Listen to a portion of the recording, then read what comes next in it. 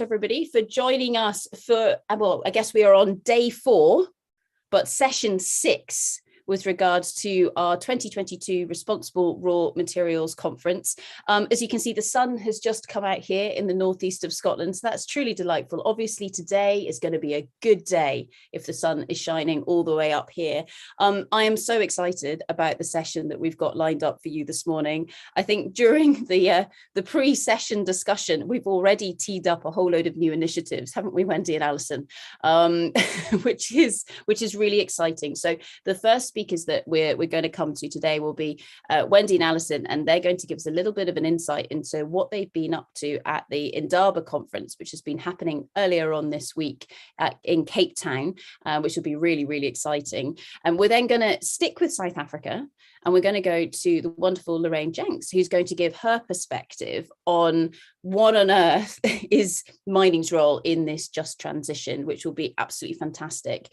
We're then going to go to Ollie Stern, who works in the world of business intelligence for the company Kroll, and he's got a background in mining and also development. So he's going to talk a little bit about, okay, so what kind of information do people feel they need to get hold of when they're making business decisions? So be it to invest or whatever the case might be.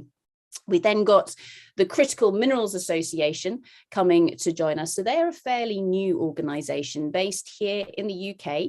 They established in, I think, early 2020, and they are forming a really good link between lots of different members of industry and the government. And so therefore, in the UK, what has happened over the last 2 years is we've gone from nobody in Westminster, so our parliament, mentioning the word mining, because if you did, it sort of invoked the 1980s and coal mining strikes, to actually now people thinking, well, hang on, all of this is pretty fundamental if we're going to be able to achieve any of those targets or goals that we've been setting ourselves in terms of what needs to happen in the future with our just transition.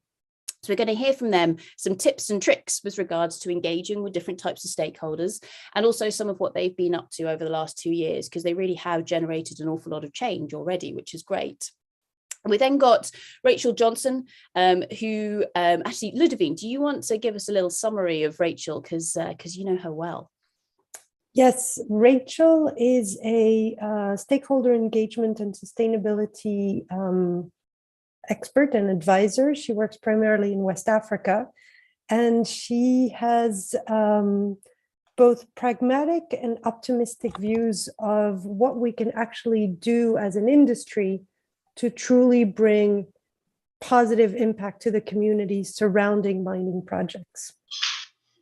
Fantastic. Thank you very much for that, Ludovine. Brilliant. And I see that we've got Anthony here. Fantastic. Excellent. So Anthony, I'll come to you in about 5 minutes, if that's okay. No worries. Cool. Excellent. And so, yeah, so I'm really excited to hear what Rachel's got to say. It'll be truly brilliant. Then we're going to go to Richard Lloyd. So he's another face that many of you will recognise from the broader mining sector. And he's been working on a slightly different way of funding mining opportunities over the last couple of years. So he runs a company called Minexia, and I won't say any more just now, but it does involve some of that sort of cryptocurrency type world, or some of what he will talk about will delve into that particular area. And then finally, with regards to our speakers, we've got the fabulous Carly Leonida, who is a writer for The Intelligent Miner. So we've got a journalist coming into the room. So she gets to speak to lots of different people on a regular basis and then try to synthesize what on earth it is we've all said into an interesting story. So it'll be very interesting to hear her perspective in terms of, again, what is mining's role in the just transition. Finally, we're going to finish off with the usual panel session, and we've got the fabulous Adriana and Joshua, give us a wave, who are both here, and they're going to help us try to synthesize what we will have heard this morning from all of these fantastic speakers. Now, I've just done a little bit of a rundown as to who everybody is, and what we will do is we'll get everybody to introduce themselves properly at the beginning of your sessions, okay? So we'll make sure that everybody gets their proper introduction so we know exactly who everybody is, which will be brilliant. So with regards to this, I know that we've got some people joining us who perhaps haven't dialed in before. So just very, very quickly with regards to all of the admin bits and pieces. All of the information that you need to support you today is on the website, which is just responsiblerawmaterials.com. If you click on the 2022 conference, you will see we've added a button saying watch live on our YouTube here. Okay, so if you want to watch it live on YouTube rather than Zoom, then just click that button and miraculously, here it goes, that appears. So you just click on the Responsible Raw Materials conference button, and that will let you into the live streaming session. Also, as well, of course, everybody can still sign up. You can sign up all the way to the end of the conference, okay? We're not closing any of that. You've also got the latest agenda, and then finally, you can click on this little button here called Abstracts can be found here, and that will take you across to our Talks tab, and you can see that already we have loaded up all of the videos that have been captured this week. So a massive congratulations to the team who have been doing the videos and everything else in the background. I think all of us needs to give you a round of applause. The fact that you are up to date with all of this is truly brilliant. And what we are finding is that people from around the world are picking up on these videos, they're sharing them, and they're saying, hey, you need to go and take a look at what Christian said. Okay, so Christian works with the International Council for Mining and Metals. He gave us a brilliant perspective with regards to mining, what is changing with regards to the sector, what perhaps needs to change with regards to the business model, etc. So go and take a look at his 10 to 20 minute video there. People have been picking up these videos, they've been sharing them around the world, they've been getting in contact with us to say, hey, you really need to speak to this person because they've got so much to add to this conversation. So go and take a look at the videos, at the abstracts, etc., that are all in there. So again, if I just click on Andy's video, what you've got is he gave us a little abstract, which was brilliant. There's his video. I don't know why I keep clicking on that one. I need to find one that doesn't have my big face. There is the front cover to the video. But you can see everything is embedded in a nice little package for people to be able to use.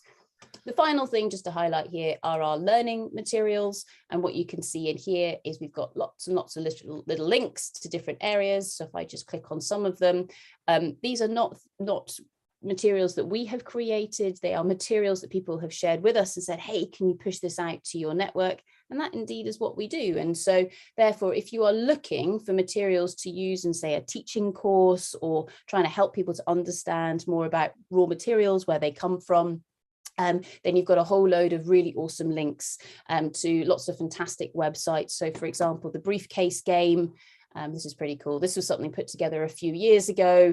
And in that briefcase, basically, there are lots of different rocks, and they say, hey, this is where we get toothpaste from, for example. So it's really good learning. I see Ludwig going, wow, that looks amazing. So there are different areas here. Now, some of these initiatives, you can see them popping up in different parts of the world. So this just happens to be the European one. If there's one from a different part of the world, share it with us as well, and we'll pop it up there on our website. So lots of information that is being increasingly collated on the website at the moment, which is really awesome. Also, of course, we try to keep everything as dynamic and interactive as possible. So if you are on YouTube, please do feel free to pop questions into that chat.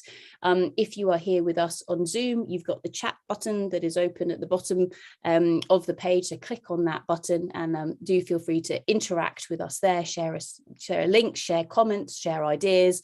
And there is the Q&A that is open for you as well. So we're trying to keep things as open as possible. But of course, as always, we would encourage you to be respectful of one another. So we'll keep everything open until somebody is naughty, and then we will have to start clamping down on where things are open for everybody. Okay, so we'll try and keep things as open and as transparent as we possibly can, just to really encourage that dialogue.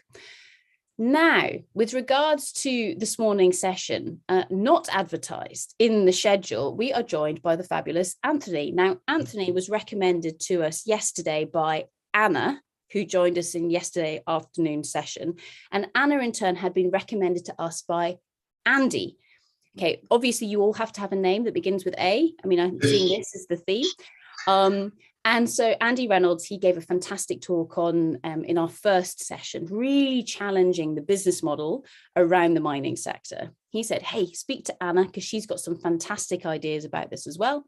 So we managed to slot her into the agenda yesterday afternoon. And she said, hey, speak to Anthony. And Anthony said, yes, I'll be up for speaking. And so, Anthony, we've managed to carve out 10 minutes for you right now.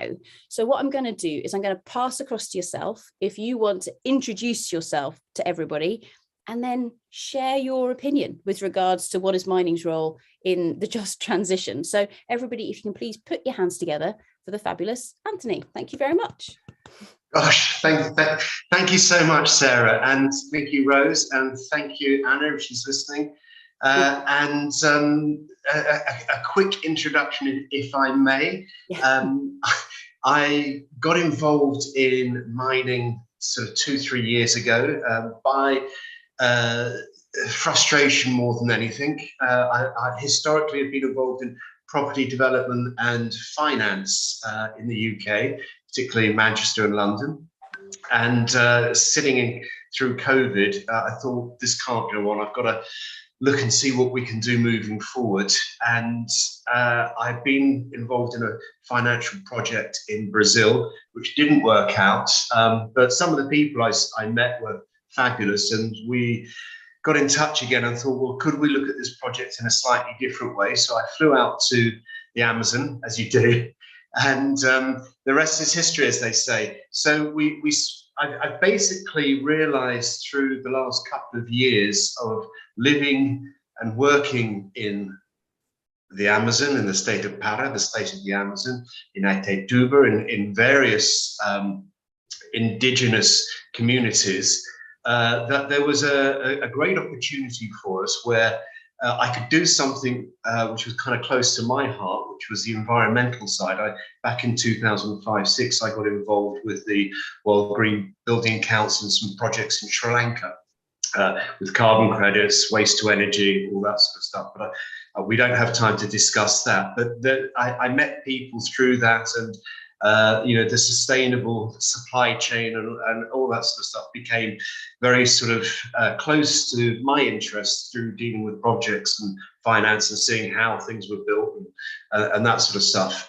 But coming back to the Brazil and, deep in darkest Amazon, we spent sort of a very long, 4 or 5 rain-filled days with a beautiful tribe leader, Miguel, who started telling us about his problems, the fact that he had gold on his site, he had thousands and thousands of acres, and the communities next door didn't have gold, but they had food, and another site next door was selling out to the timber trade, and the frustrations going on with their own dynamics within these communities. He needed food, but he had gold.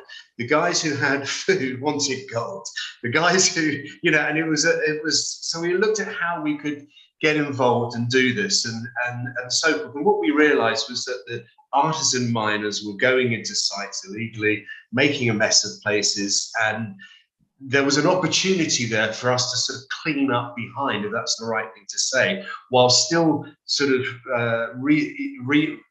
while still sort of going through with some machinery and looking at cleaning up the tailings, taking out some gold from some of the tailings with very little equipment, and then go through a replanting phase, a reforestation phase, and with a view of growing food and then giving that back to the local communities through cooperatives. So that's what we set out to do, and we're now sort of set up as AN Capital, which is going to be sort of rechanged very shortly into AN Minerals, because obviously I come back to London, look at how we can raise more money, and suddenly we've got a corporate movement going forward and people are valuing us and our sites and what we're doing. So that's all kind of exciting. But for me, it's very much trying to deliver what we're looking to do. So we've come up with a sort of project, I suppose, which is what I call the $1 million project, which is how we can get sort of machinery into where we are in the Amazon, which is quite easy to do.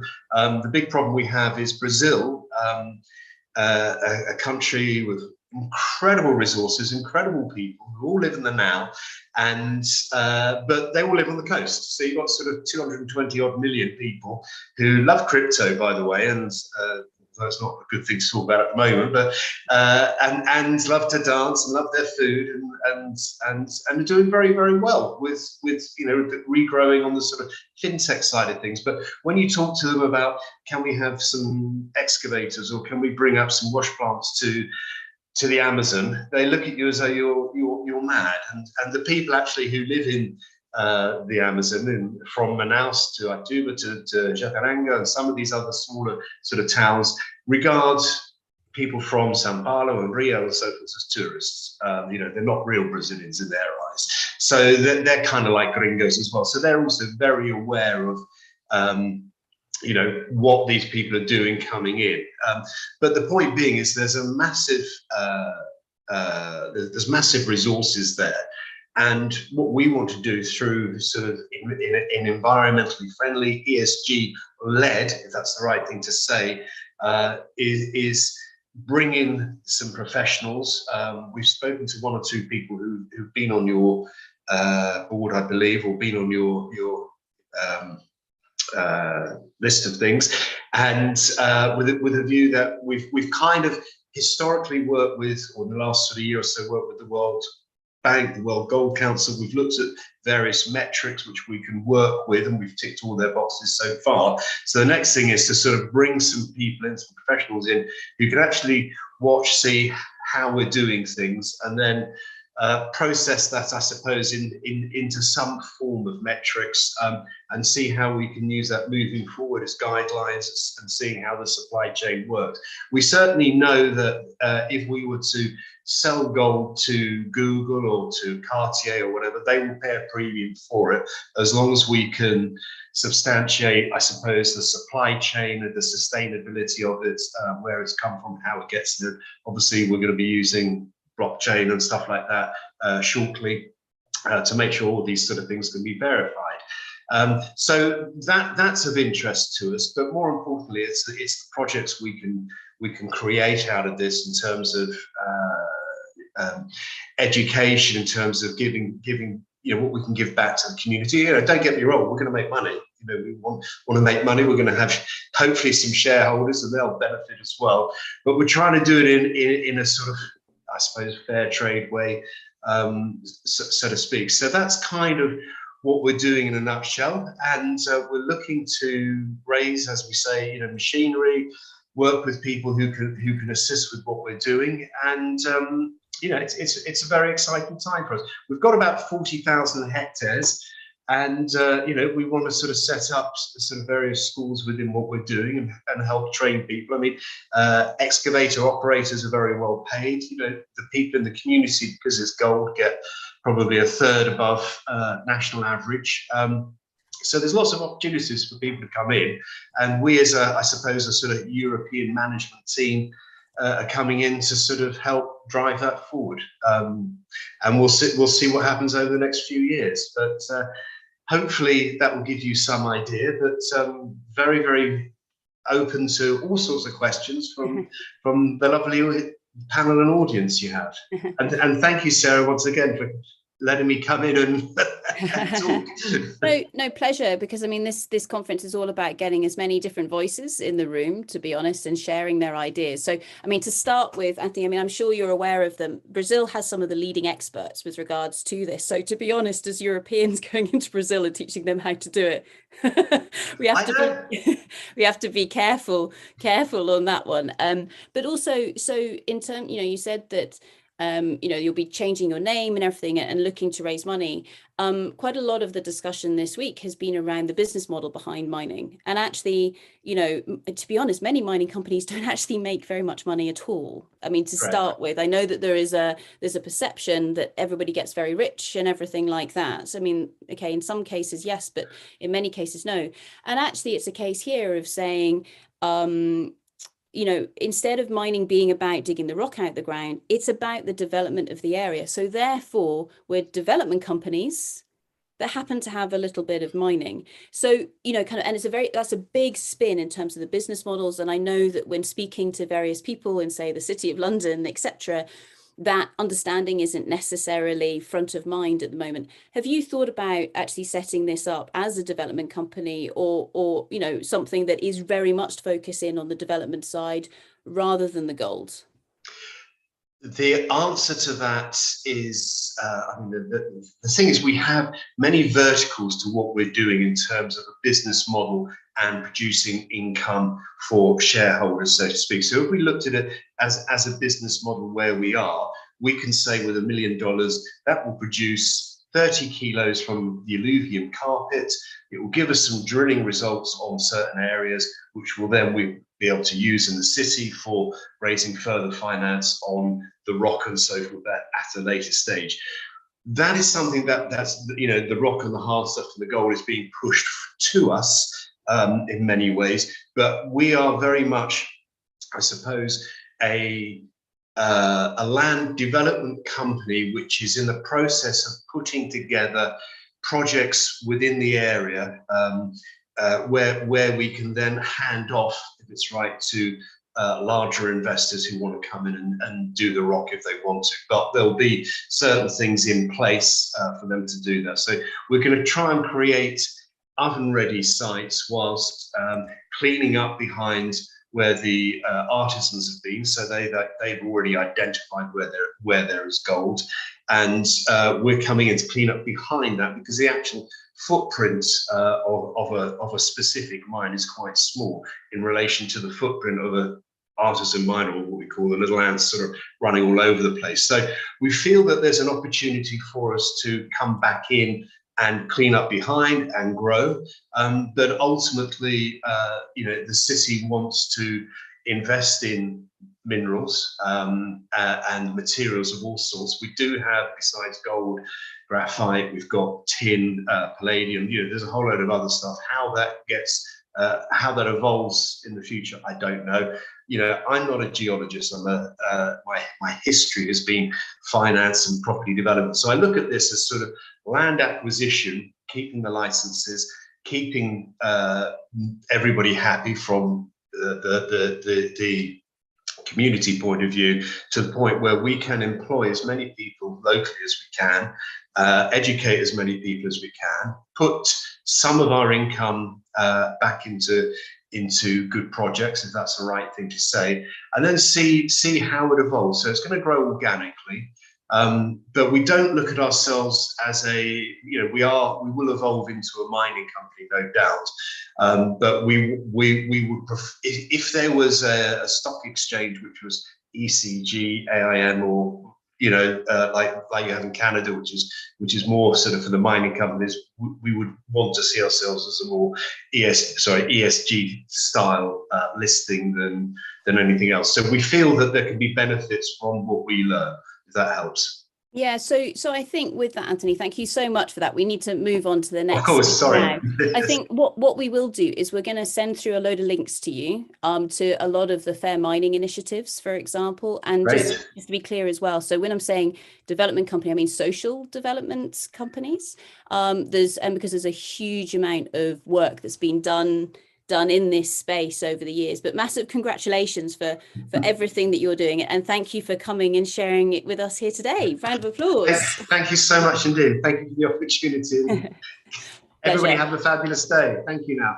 Thank you very much, Anthony. Brilliant. So now we're going to move straight on to our next fantastic speakers. And I'm really, really excited to be welcoming them to the stage. So Wendy and Alison, if you guys want to be turning on that camera at the moment. There we go. Excellent. And I'm going to let you guys introduce yourselves properly. So Wendy and Alison are speaking to us from Cape Town. They've spent the last 3 days at the Indaba conference down there, and they haven't just been going around and speaking to people. They've been running rather a special event. So Wendy, Alison, over to yourselves if you want to introduce yourselves and tell us what you've been up to. Thanks so much, Sarah. And thanks for the opportunity to talk about the mining innovation and research battlefield, which, as I said to Sarah and Rose, is a freshly baked bread just right out of the oven. Just yesterday, we finalized it. So we're the Development Partner Institute. I'm the executive director. I have a long history in mining, in the mining sector, having worked for corporations for consulting, and have been with the DPI since its early days in 2017. And I'll pass now to Alison to introduce herself.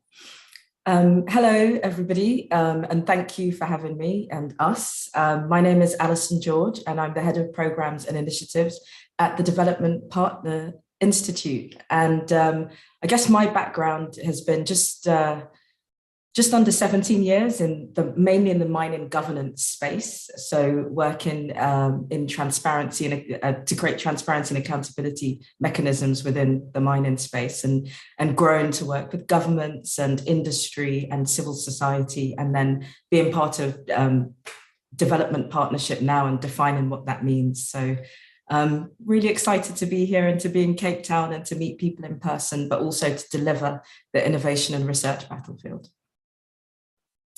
Yeah, we can't hear you. For the first time this conference, there we go, the dreaded mute button. Oh, that's me find. So I've just put the DPI website into chat, by the way. So if anybody wants to go and take a look at it, please don't go and check it out. So you've both been mentioning this battlefield. So what's been going on? Fantastic. Yeah. Why don't you tell us, Alison? Alison's led the battlefield. She's going to talk. It's just, how can I put it? But I guess one of the things that underpins it is that often when people talk about transformation and change in the world, and I think I'm a firm believer that you have to start with yourself and your organization or what you're doing. So the battlefield is a partnership between DPI Mining. It's also Business for Development, an Australian-based organisation, and of course the Hive Group that have given us this platform, the organisers of Mining Indaba.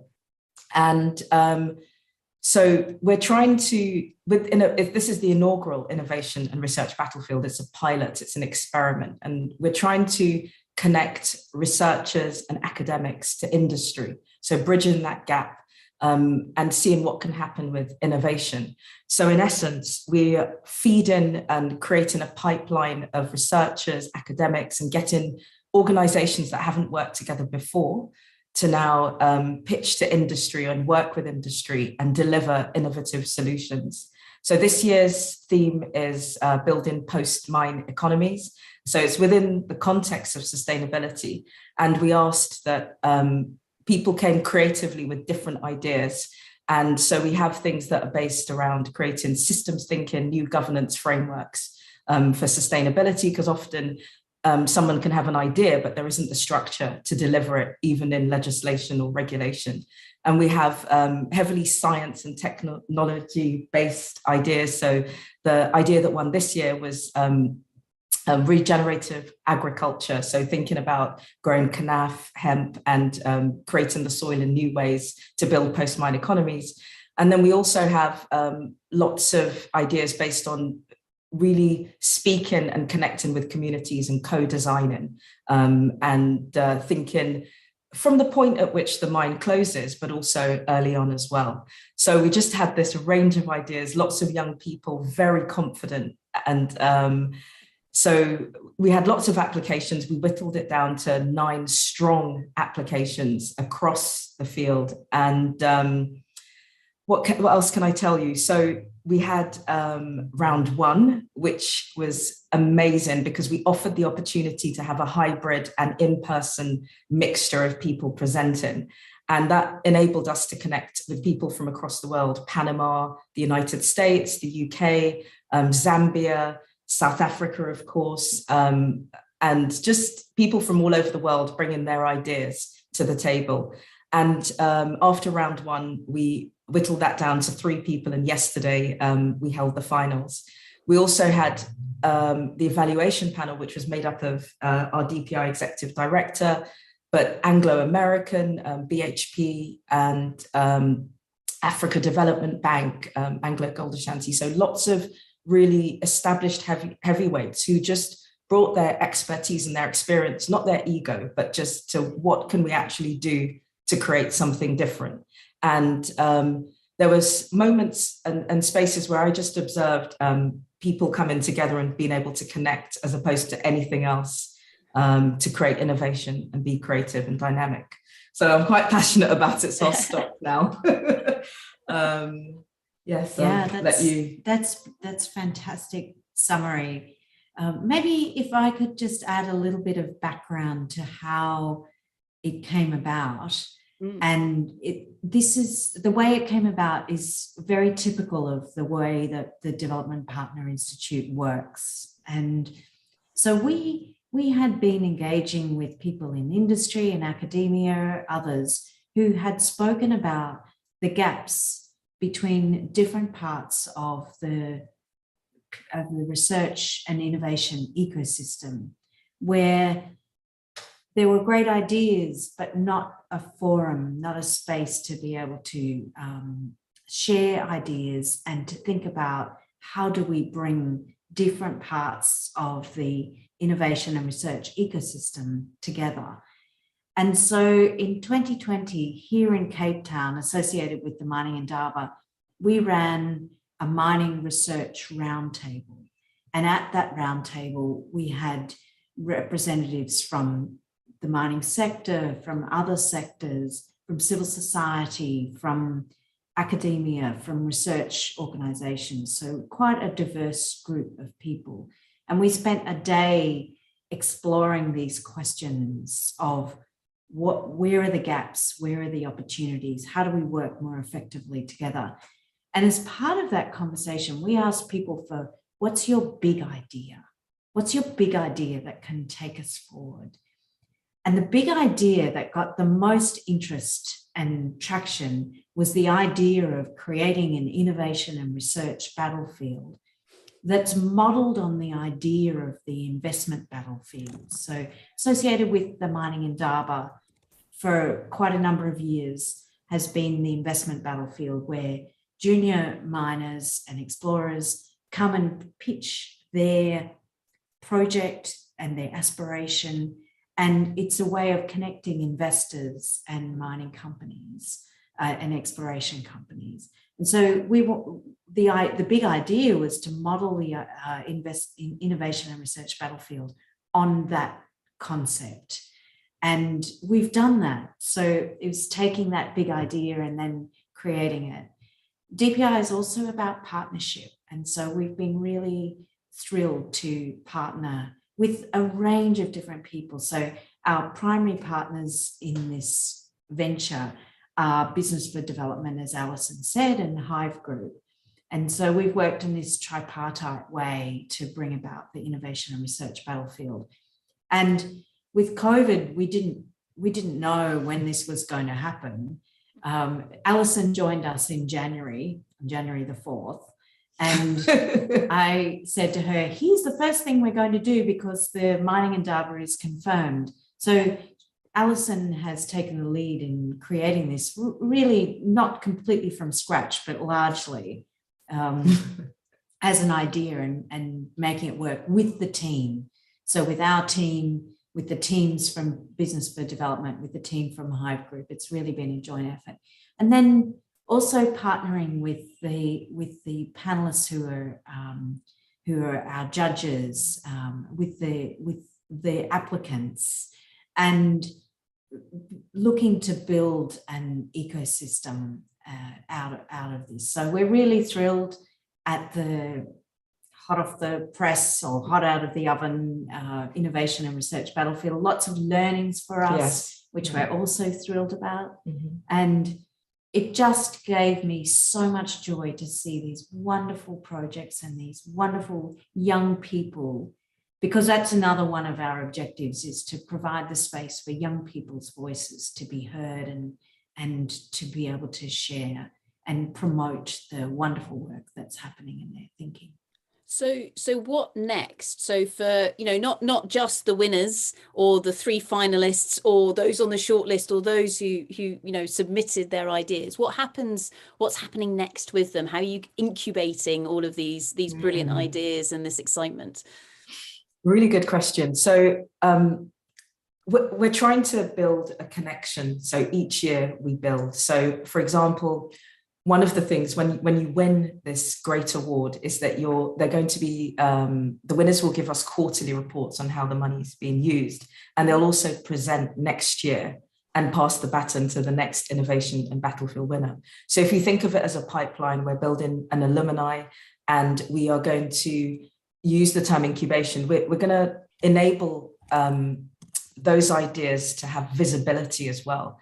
Because we've been telling the applicants all through the way that you're all winners, in that you're here and one person goes through, but it's also the start of the journey for the others. And so we will consolidate that information in an innovation and research battlefield publication, if you like. And then we're working in the background with the other applicants to see how we can connect them to different companies or grow their idea to scale depending on what their needs are. So even this conversation with yourselves, it's part of thinking about what types of connection do they need to get their ideas off the ground, and where does that fit in within the whole value chain, the whole mapping of development partnership, and of course with industry, because ultimately I think that there were so many dynamic ideas that came, and we wouldn't let anything go. It's just continuously building everything up. So those are the key things. Yeah, so sort of beautifully said. So like building a kind of almost like an alumni network as well. Absolutely. In terms of people who come through it. So in terms of who is invited to submit their ideas. So is it just young people, in academia, or having personally worked in the mining sector for many years, it's a cyclical industry. So what tends to happen is that when everything goes into a downturn, one of the first things, unfortunate though it is to get cut, is a lot of the research. And so this is me teeing up to say, there are loads of people out there with amazing research that kind of got cut off at the knees just because commodity prices fell off a cliff back in 2011 or whenever it was. Are you also open to those people, or are you really aiming at making that partnership across into academia?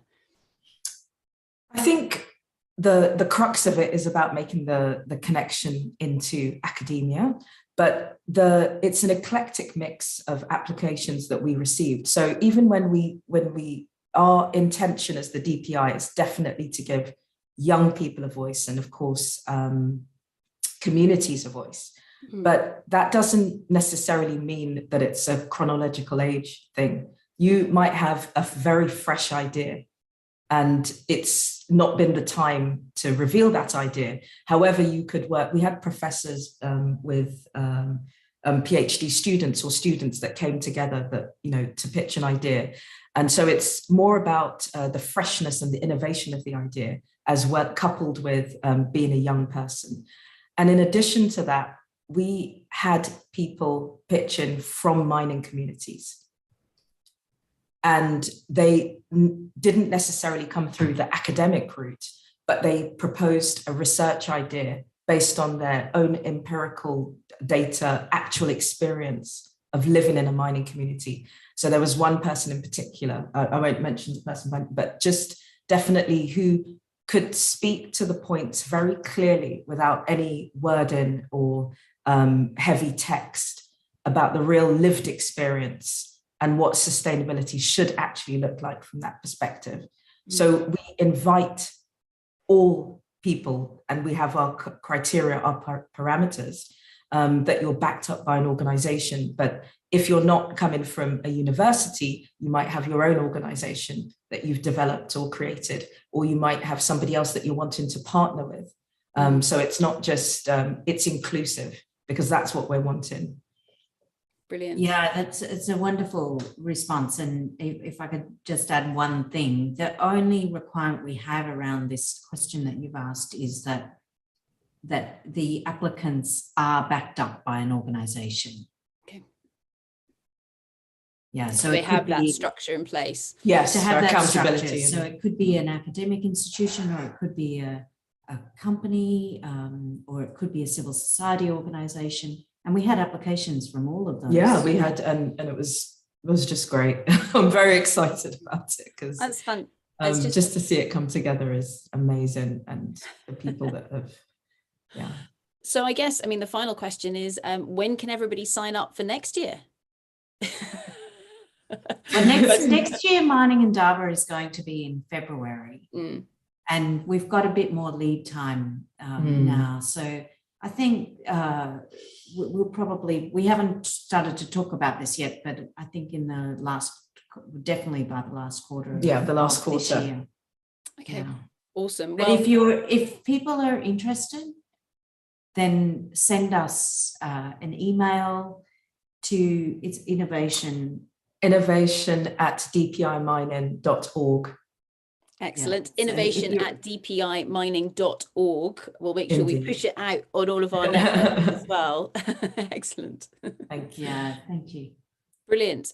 So thank you so much, Alison and Wendy, for coming and joining us here today. As you say, hot out of the press, out of the oven, whatever other analogies we want to use there. Truly brilliant to speak to you, and thank you so much for well, actually massive congratulations, to be honest, on the huge success of your first inaugural battlefield. Brilliant. Round of applause. Thank you very much as well.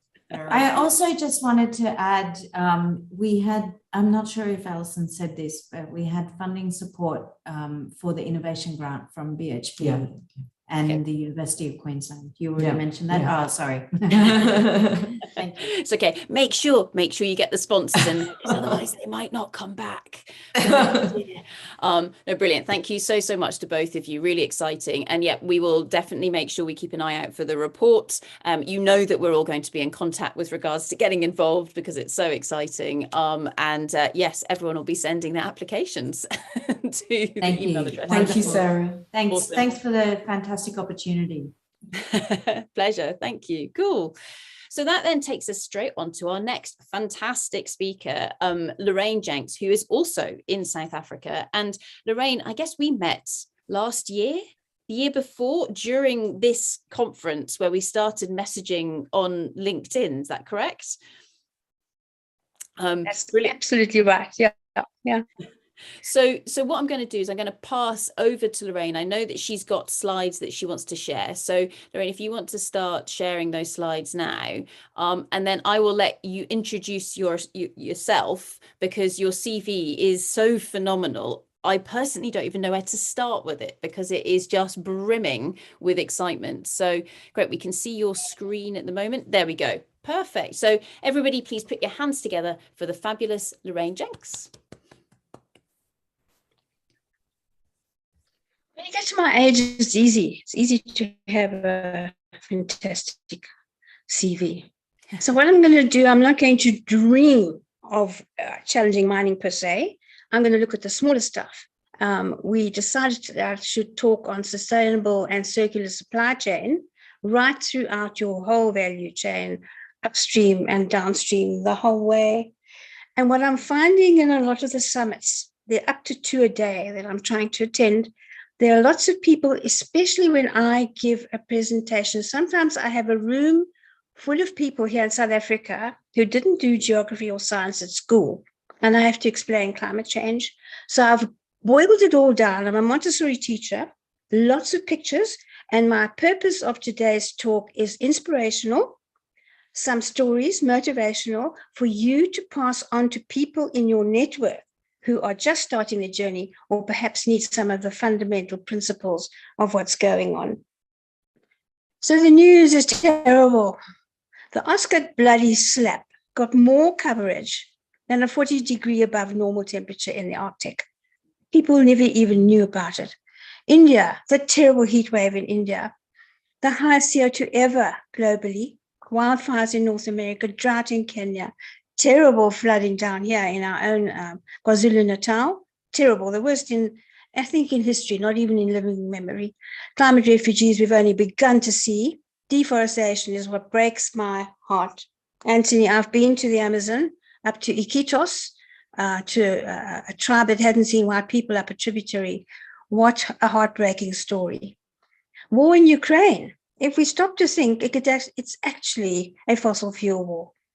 It's almost like a zombie apocalypse. If people are saying it won't happen to me, I'm sorry, it will happen to you. So what we're doing, this is what we're leaving our children. They're going to say, you're telling me you didn't know? Why didn't you do something?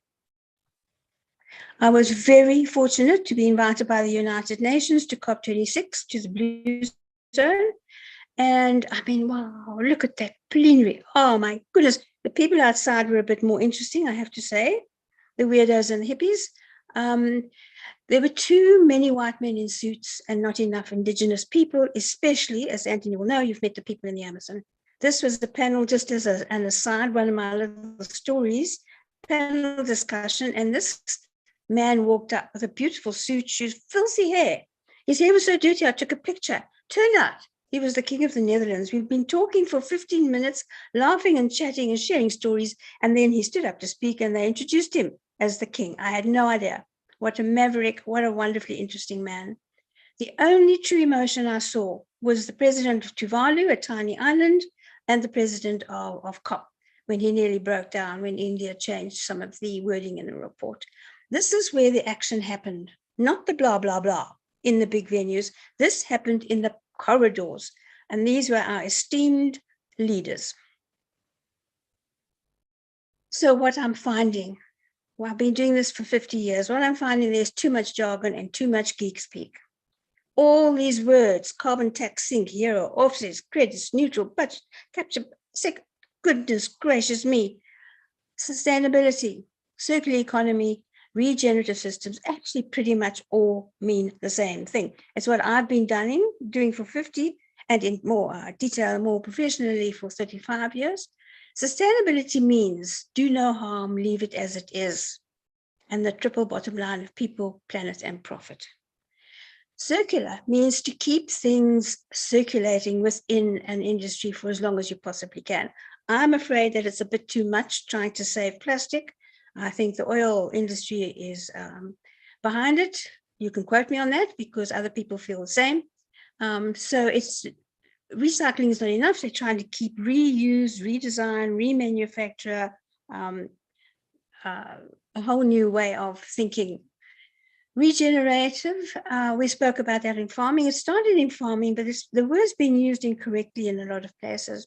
What it means is leave whatever it is in a better condition than it was before you got there. And I absolutely hate acronyms. There are people at summits like this, they speak in acronyms, and they speak as though they're reading their PhD thesis. So the most important ones are ESG, environmental social governance, all over the place now, finally being taken seriously. The next one is net zero, which is actually should be NG for net greenwashing. And the last one is unbelievable, sustainable supply chain. I was on a workshop a couple of weeks ago, 14,000 architects from around the world on one workshop about sustainable interiors. So to tell you where I am, this is to inspire anybody who's thinking of getting into this field. I grew up on a very ordinary farm, no running water, no electricity. We'd never seen plastic. But that helped me to know where things come from. Today's children don't know where things come from. I took my gap year, ended up in London in the middle of the flower power era, Canada, and then in California in the middle of the hippie era. Marijuana, by the way, wasn't illegal until Nixon made us grow it in our cupboards. Came home and found myself procurement manager for 82 hotels for the Tsoko Sun Hotel Group. Right, I'm a Montessori teacher right out of my field. I hated it, 50 very long years, trying to get them to go green. Having learned what I learned in California, because I worked for the Environmental Protection Agency there.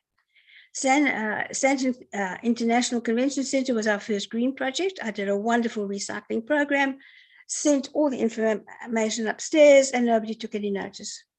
So in a moment of madness, I decided people had to see, touch, and feel what I was trying to talk about.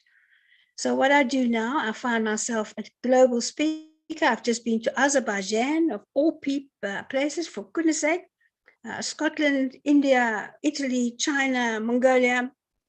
I build exhibitions where we display goods so people can see what sustainable goods look like. I do consulting, and I have 2 online websites. Now, here is a chance for one of you to start something similar.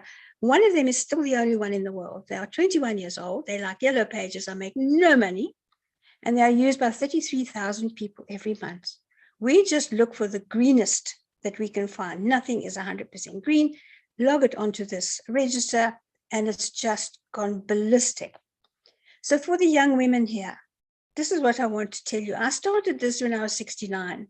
I'm 79 now. I'm still traveling everywhere, never had more fun, and 22 awards in the last 10 years. What is your passion? What worries you at night? Turn it into something. It is actually your calling, and things just come at you. We didn't plan anything. Everything just comes at us. So contact me through LinkedIn or greenstuff.coza, and let's talk. I'll get you on the road. So why all this urgency?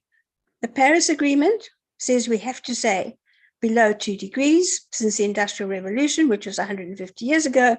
We've got to stop at 1.5 degrees more than the average temperature at that time. The IPCC report, Intergovernmental Panel on Climate Change, is we must reduce by 50% by 2030. This is when net zero is coming in, and it's just got to be fixed. And zero emissions by 2050. Zero emissions is the target, not net zero. So a 2-day workshop I run on climate change and Ecocide. I was trained by Al Gore. You all know this. I'm not going to go through this. So the heat, the extra heat used to bounce out into the atmosphere, into the space again. Now it can't because of this blanket of greenhouse gases around the Earth. 400,000 years. Look at the picture of the last 150 years of carbon dioxide. And parallel is global warming. So obviously carbon dioxide and global warming are running together. And this is what people like Trump don't understand. It's always been cold. It's always been hot. What's happening now, it still gets cold, but it's getting hot more often than it gets cold. This is the training that so many people trying to get onto the ESG journey don't have. And the causes we all know. We're not going to go through that in detail now. And then the other thing that breaks my heart is ecocide. Eco means life, and side means to kill. We are going to need 5 planets if we want to live like the Americans. And growth for the sake of growth is the ideology of a cancer cell. And the effects of ecocide are heartbreaking. Deforestation, animal cruelty, pollution, children working, digging up minerals in muddy rivers in the Congo, allergies, toxic chemicals, slave labor, overfishing. So sustainable, circular supply chain. Keep it simple.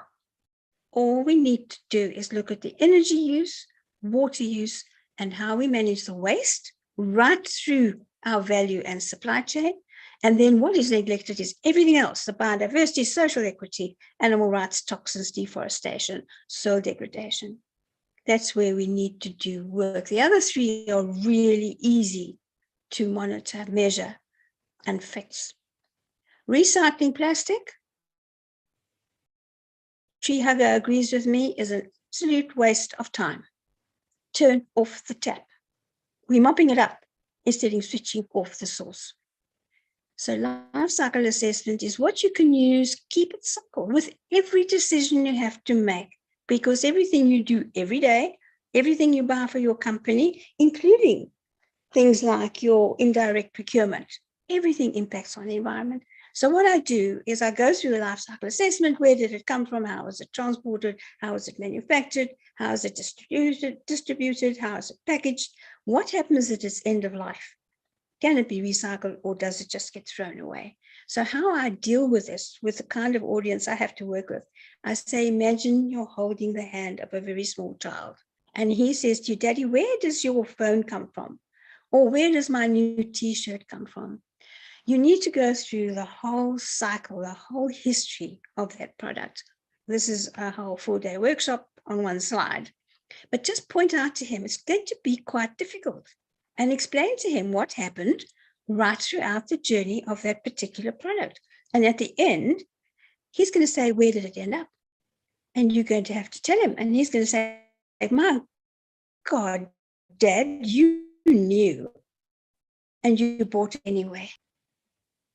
So how do you choose the most compliant?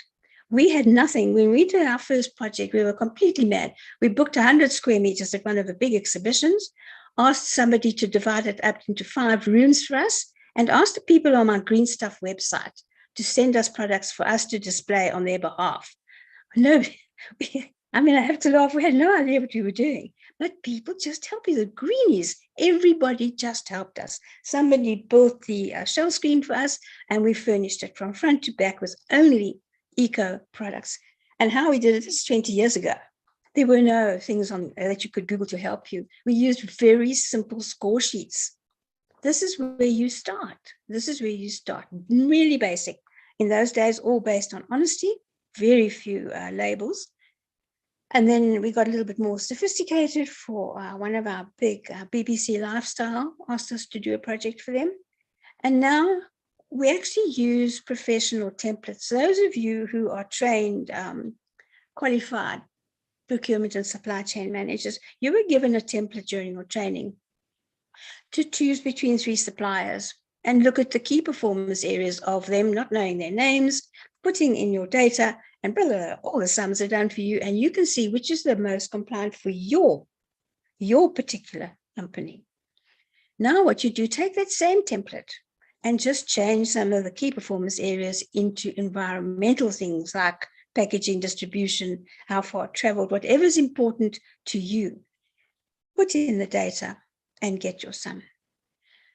Then the strategy to use when you want to go more formal is, first of all, to define exactly what you want. Think for think of what your products of concern are throughout the whole supply chain, as I've said before, and concentrate on those. Then you start to measure them, analyze that, improve where the weaknesses are, control it, and then report.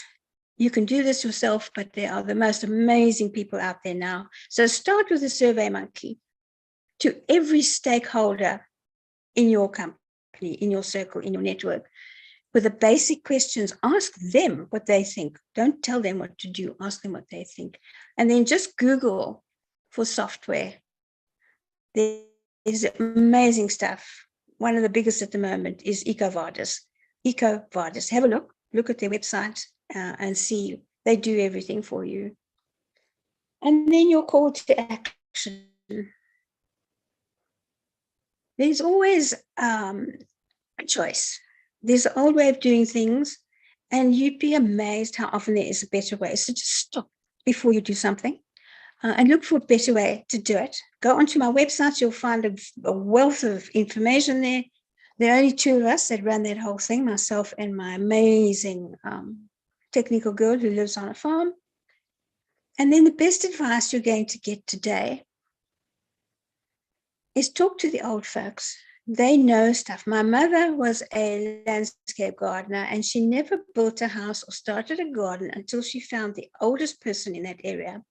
And at Henley on Klip, she'd built a beautiful 2-acre garden and a beautiful home. Hers was the only one not flooded. Ask the old folks, what is the worst weather they can remember, and prepare for that. South Africa can't really mitigate. We have to start preparing and adapting. We must know what's coming, and these folks can tell us what they remember and adapt for that. Listen to their stories. Those stories are hundreds of years old, and there are lessons in those stories. I run a whole workshop on the impact of climate change on Africa, most focused on tourism, but it applies to everybody, and things we must do. One of the things we need to do, for example, is stop growing wheat and maize.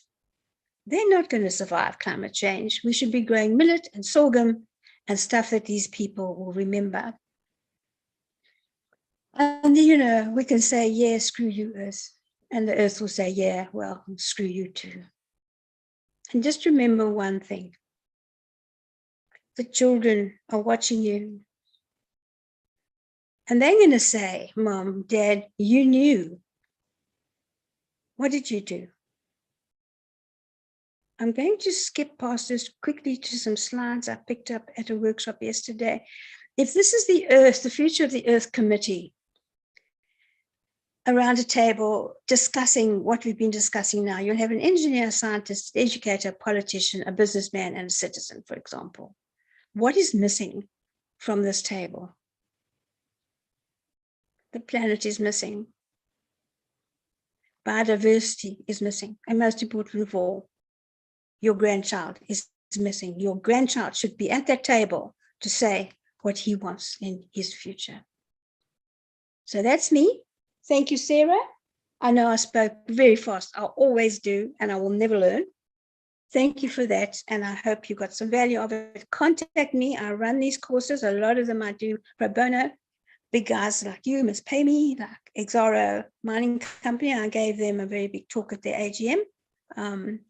And an example of why I've taken this approach is Chanel phoned me from Paris and said, don't look at our fashion, don't look at our designs and that, look at how we run the company and keep it simple for the people that sit in those offices. So I got all dressed up with fancy shoes and when I walked into this workshop, everyone was in office clothes. So we've got to be real. We've got to bring it down to layman's terms and plain English. Thank you, everybody. Amazing. Thank you so, so much, Lorraine. A massive round of applause from all of us. And I mean, thank you for the inspiration, really. And that reminder, yeah, what did we do? We knew this was coming. What do we do? That call to action. And I think this has been a resounding theme throughout the week, hasn't it, Ludovine? We've been messaging about this behind the scenes. So many people have said, just transition, whatever, just get on with it. You know, just get on with what it is that we're needing to do. Lorraine, so I think lots of us are going to be contacting you with regards to your material and also looking at your websites as well. So huge congratulations on what you've managed to build there. Now, with regards to all of this, I'm sure if people have got questions, please do feel free to reach out to Lorraine. I know that we've had some fantastic discussions over LinkedIn over the last couple of years or so, which have been brilliant. But I'm going to move straight on to our next speaker. So, Ollie, I don't know, this is a tough act to follow, isn't it? Ollie's sitting there going, oh no, Sarah, you've teamed me up for something here. But just one final applause. Thank you very much, Lorraine. Absolutely brilliant. Great. So our next speaker is Ollie Stern, who, well, actually, we used to work together many years ago, and actually in more recent years have also been doing some work together. Ollie, do you want to just come straight to the stage and introduce yourself, and then we'll get cracking with our discussion? Sure. Thank you very much, Sarah. It's great to be here, and I agree. I think, unfortunately, as a consultant for businesses, I'm going to struggle on the inspirational front to compete with Lorraine, but that really was amazing, so thank you. Yeah, so as Sarah said, Sarah and I used to work together, but I now lead the business intelligence practice at Kroll here in London. The business intelligence practice is part of our forensic investigations and intelligence practice, and that I'll leave all the acronyms from now on, but ultimately what we do is preemptive investigations, helping clients to think through investment strategies and allocate capital.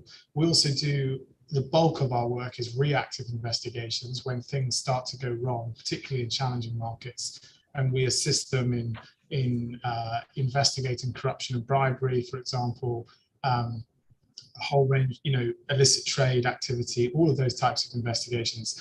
And then the final part of what we do is the sort of restitution of capital and the remediation. So we do a lot of asset tracing and recovery work. So, and given that we are quite emerging market focused, it's no surprise that a significant part of our client base is in the resource sector and particularly the mining sector. So with that then, Ollie, so if you are, say, for example, a client comes to you and they say, hey, we want to know all about, I don't know, mining in this country. What kind of questions do you generally get asked about the mining sector? And kind of almost listening to what Lorraine was saying earlier, where from a hotel perspective, you just, in terms of collecting together that information, you can start off very simply, but I suspect people are asking quite complex questions in some cases. Yeah, they certainly are, Sarah. And also the nature of those questions is changing. I'd say it's changing almost on a monthly basis now. So what we used to be asked were quite superficial questions around, for example, ownership, origination of projects, the way in which licenses have been allocated, and a sort of lighter touch approach to looking at transparency issues and social issues associated with those mining projects. And that's changed over time, and it's become a lot more in-depth. And I think there's a realization that we see in our client base that sustainability, the kind of governance issues that are core to the work that we do, for example, identifying proxy ownerships or searching for UBOs and looking at the way in which licenses have been allocated. Sorry, what's a UBO? Just for our ultimate beneficial owner. Apologies. Thank you. Yeah. Okay. So a lot of that work is that there's a more of a recognition that that's no longer part of just meeting your compliance obligations, that's a core function of ensuring the sustainability of your project.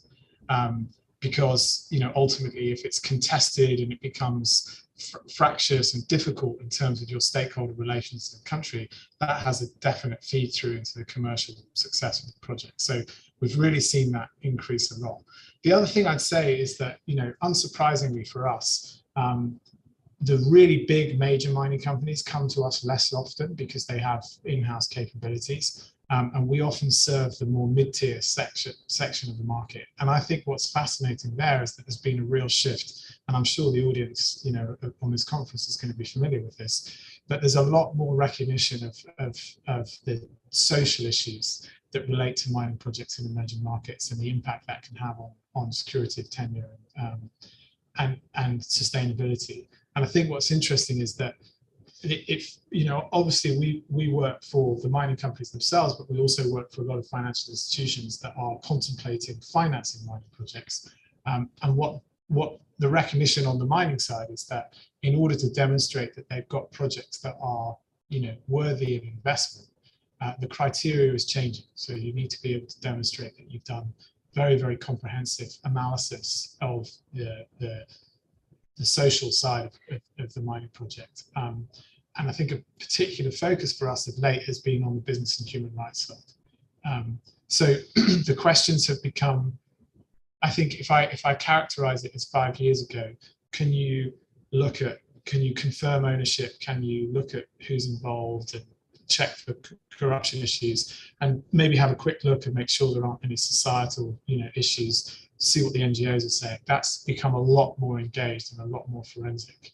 And as actually, speaks to some of the things that many of the other panelists have said today, is that the work we do in terms of intelligence gathering within the civil society groups provides really useful and transformative information that can help make those projects a success. And so by generating that information, I think the mining companies it's hugely useful for them in their decision making. And so with this, Ollie, it sounds like a lot of the information is getting more complex. And so then when you need to draw the line on, okay, do we have enough information now in order to make our decision? Is that getting more difficult? Yeah, I think it's more of a continuum now as well. I think that the flow of information, we do a lot more monitoring and regular updates on intelligence gathering than we used to. It used to be more of, there would be an investment committee decision and our consultative input would feed into that. But now it becomes a lot more of an ongoing process. I think that if your question is the hurdle for investment higher, then yeah, absolutely. I think it's significantly harder to raise capital and deploy capital if some of those question marks are hard to answer. So, for example, and I'm worked in the mining industry, but I'm not a technical specialist, but a lot of the gold projects in the Sahara region, for example, that's really challenging now to I think a longer term view of sustainability, geopolitical risk is more challenging for clients to go to market and raise capital. And so with this, Ollie, then are you seeing, because I mean those thresholds effectively that everybody is looking for, are you seeing people saying, okay, well, this particular organization over here, we can see that they are actively building towards that hurdle, but they're not quite there yet. So actually we will maybe we'll go into an engagement relationship with them. So we need to monitor them over on like a constant basis and actually see where they are at. Are you seeing more of that at the moment? Yeah, we are. We absolutely are. And I think this, I know some of your work touches on this as well, Sarah, but what I think is interesting about that sort of monitoring side of things is that there are very advanced AI tools that help, gather public domain information that informs our clients about the situation on the ground in relation to a particular project. And as a sort of human intelligence specialist, what I find somewhat reassuring, and hopefully will keep me employed for some time, is that there is still no replacement for on-the-ground consultative intelligence gathering, because particularly for anticipating issues that might arise later on, the monitoring piece needs to be, I feel quite strongly that if the sustainability world moves too much to a kind of arm's length AI, artificial intelligence enabled monitoring approach, we will miss that granular information on the ground, which actually is transformative both commercially, but also helps to ensure sustainability. And so do you see it as needing kind of different layers of information in a way, almost to kind of bring them together and say, okay, well, where do they agree with one another? Where do they disagree? And all of that pointing in the direction of well, actually, how robust is this knowledge that we're collecting? Absolutely, yeah. And also having a system in place that if a concern, however small it seems, is triggered by some of the tools that you can use to monitor things, that you do properly investigate those and find out what's going on. So with this then, Ollie, so I know that you work with a lot of the financial institutions. Do you want to just give us some insight as to what are they actually asking about at the moment, and is it changing? Are they truly changing what they're doing, or actually is it the same as it's always been? Sure. Yeah, I think it's a gradual process, and this is not some empirically evidenced view or a Kroll view. It's just my own anecdotal view and based on my interaction with clients on a daily basis. I think the key thing they're asking more and more, particularly around the origin of metals and ores that are feeding into downstream processes. I think there's a lot more recognition that both from a kind of obviously from a regulatory perspective, the situation is becoming more onerous, but also from a kind of reputational perspective, there's a lot more clarity that's required about where things are being sourced from. And I do think there's also not alarm, but there's a recognition of how opaque that is in particular markets. So I think that's really something that I've noticed. People seem somewhat surprised that they're not able, we might, for example, get a call saying, we've been buying, aluminium from this smelting plant, for example. Can you help us find out where all the inputs come from? And that's a real challenge. It's really, really difficult. And that's so there's a opacity in that market that I think is starting to be recognised and people are concerned about. I also think the key thing, which is really encouraging, and I think Lorraine would be pleased to hear, is that we're getting a lot of interest from financial institutions who want to know about sustainability, solutions, whether it's recycling or use of tailings. And so, and I know, Sarah, that's your kind of area of expertise in a way, but there seems to be a lot of focus and a lot of capital available for innovative ways of using recycling and using minerals and ores in a more sustainable way. I wouldn't say it's hugely informed, but there's definitely interest from financial institutions.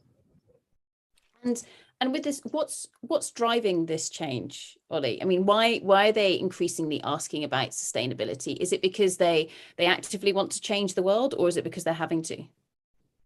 I'm just hoping that my financial institution clients are not watching on YouTube, but I think I'll be completely honest. I think it's a availability of capital. So the pools of capital available for like clearly unsustainable resource use are decreasing all the time. Unfortunately, well, I'm betraying my own sort of ideological position, but I think the situation in Ukraine has had an impact on that because of the scarcity of resources and the sort of sense that supply chains need to be met and alternatives need to be found. But generally speaking, the pools of capital available for projects are diminishing unless you can demonstrate sustainability. And I also think that there is a shift. I mean, people want to work in impact. Lots of people want to work in private equity that has a development focus, that has a sustainability focus, and less people are interested in just sort of pure play finance, I suppose. I think there are anomalies though. There are sort of sacred cows where people, I think, for example, in the US oil and gas market, I think there is still a significant client base that's perhaps less interested and less advanced than someone's thinking. Okay, that's really interesting, kind of seeing the slight discrepancy, I guess, between different marketplaces, and picking up on the comment that Lorraine's just put into the chat, companies being afraid of reputational damage. So that reputation aspect is of course it's important. Has it always been important, or is it becoming more important at the moment? I think it's always been important, but the touch points for those reputational issues are becoming more. So it moves further and further up the value chain. So I think, for example, that we work for a lot of clients in the fast-moving consumer goods space, or in the fashion space, for example, and I think there's a lot more recognition that the impact of either a lack of transparency or corruption, or social issues like human rights abuses in their supply chain is really, really damaging.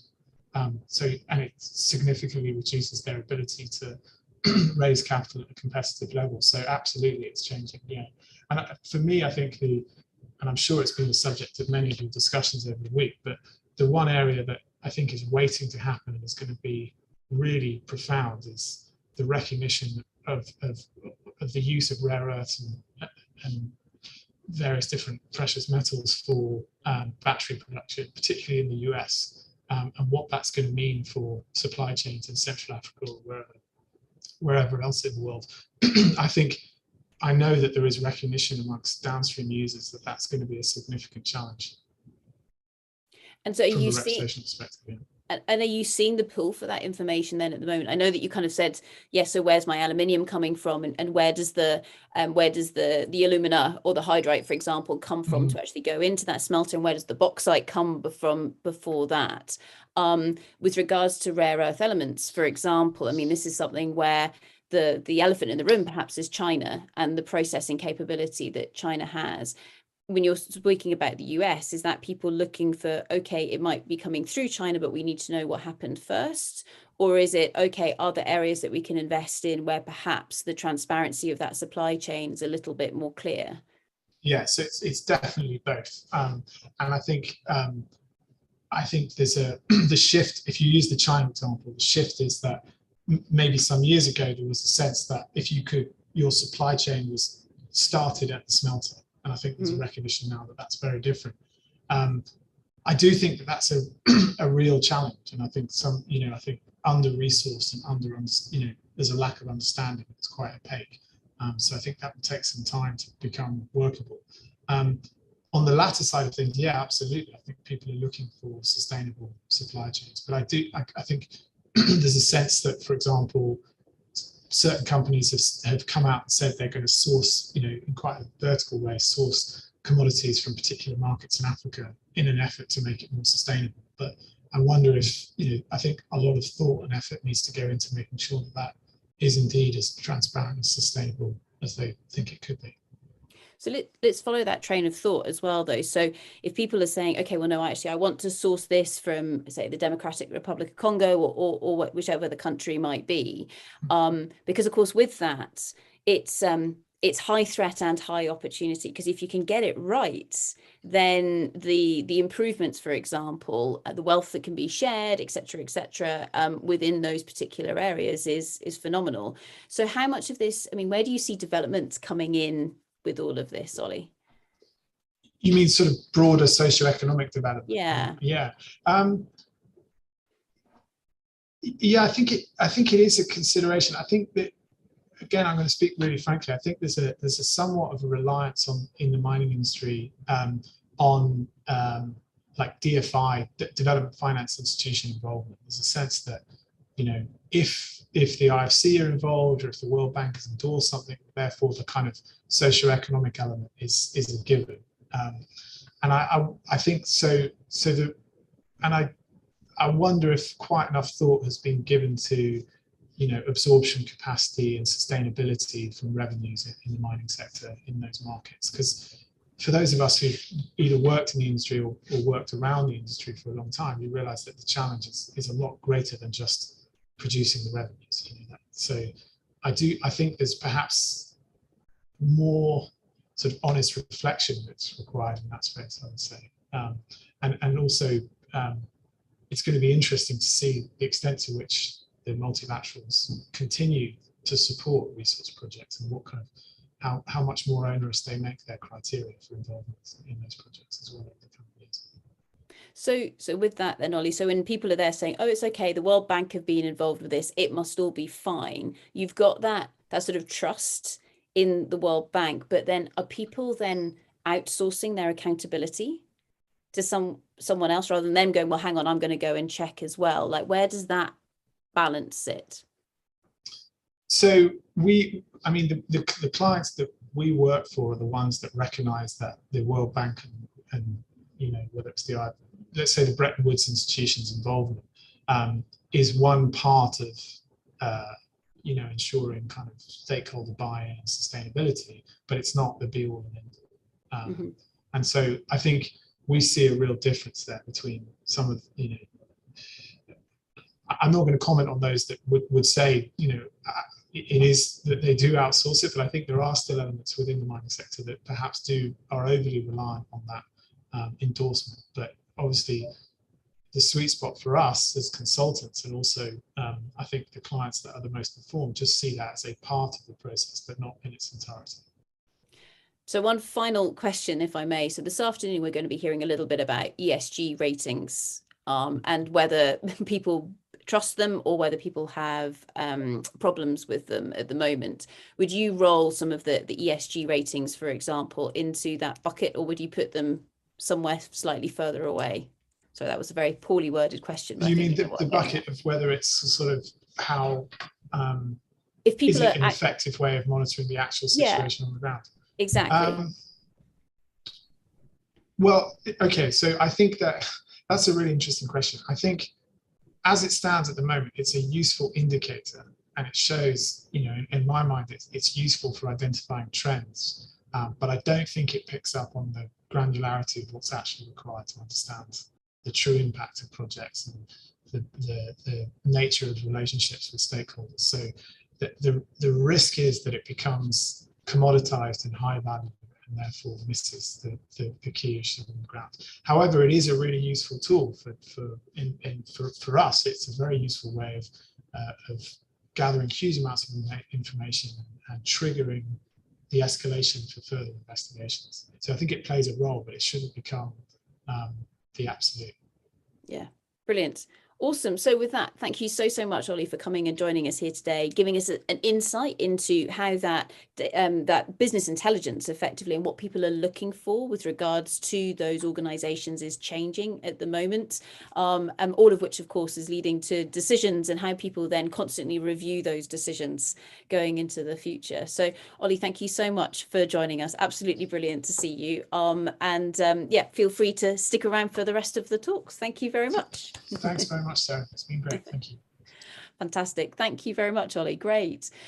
So our next speakers, who I'm really excited to welcome to the stage, actually, so all of this builds on nicely from one another. So we started off this morning with a fairly ad hoc presentation from Anthony, which was great, where he was discussing, as somebody who comes from property development, has got that opportunity to develop some gold mining, but also some broader forms of development in Brazil. And I think that's something there where all of us immediately went, oh, I know exactly, various different organizations that you need to speak to, bringing together those different strands of people as well, which was great. So that's where we started off this morning. We then went and heard from Wendy and Alison from the Development Partnership Institute and their battlefield that they put together at Mining Indaba, where they brought together lots of fantastic innovators to pitch ideas with regards to how to optimize in that post-mining environment. So really exciting what they are doing there, and the sheer, I guess, sort of inspiration with regards to what they're putting together from not just young people, but people from across a multitude of different backgrounds.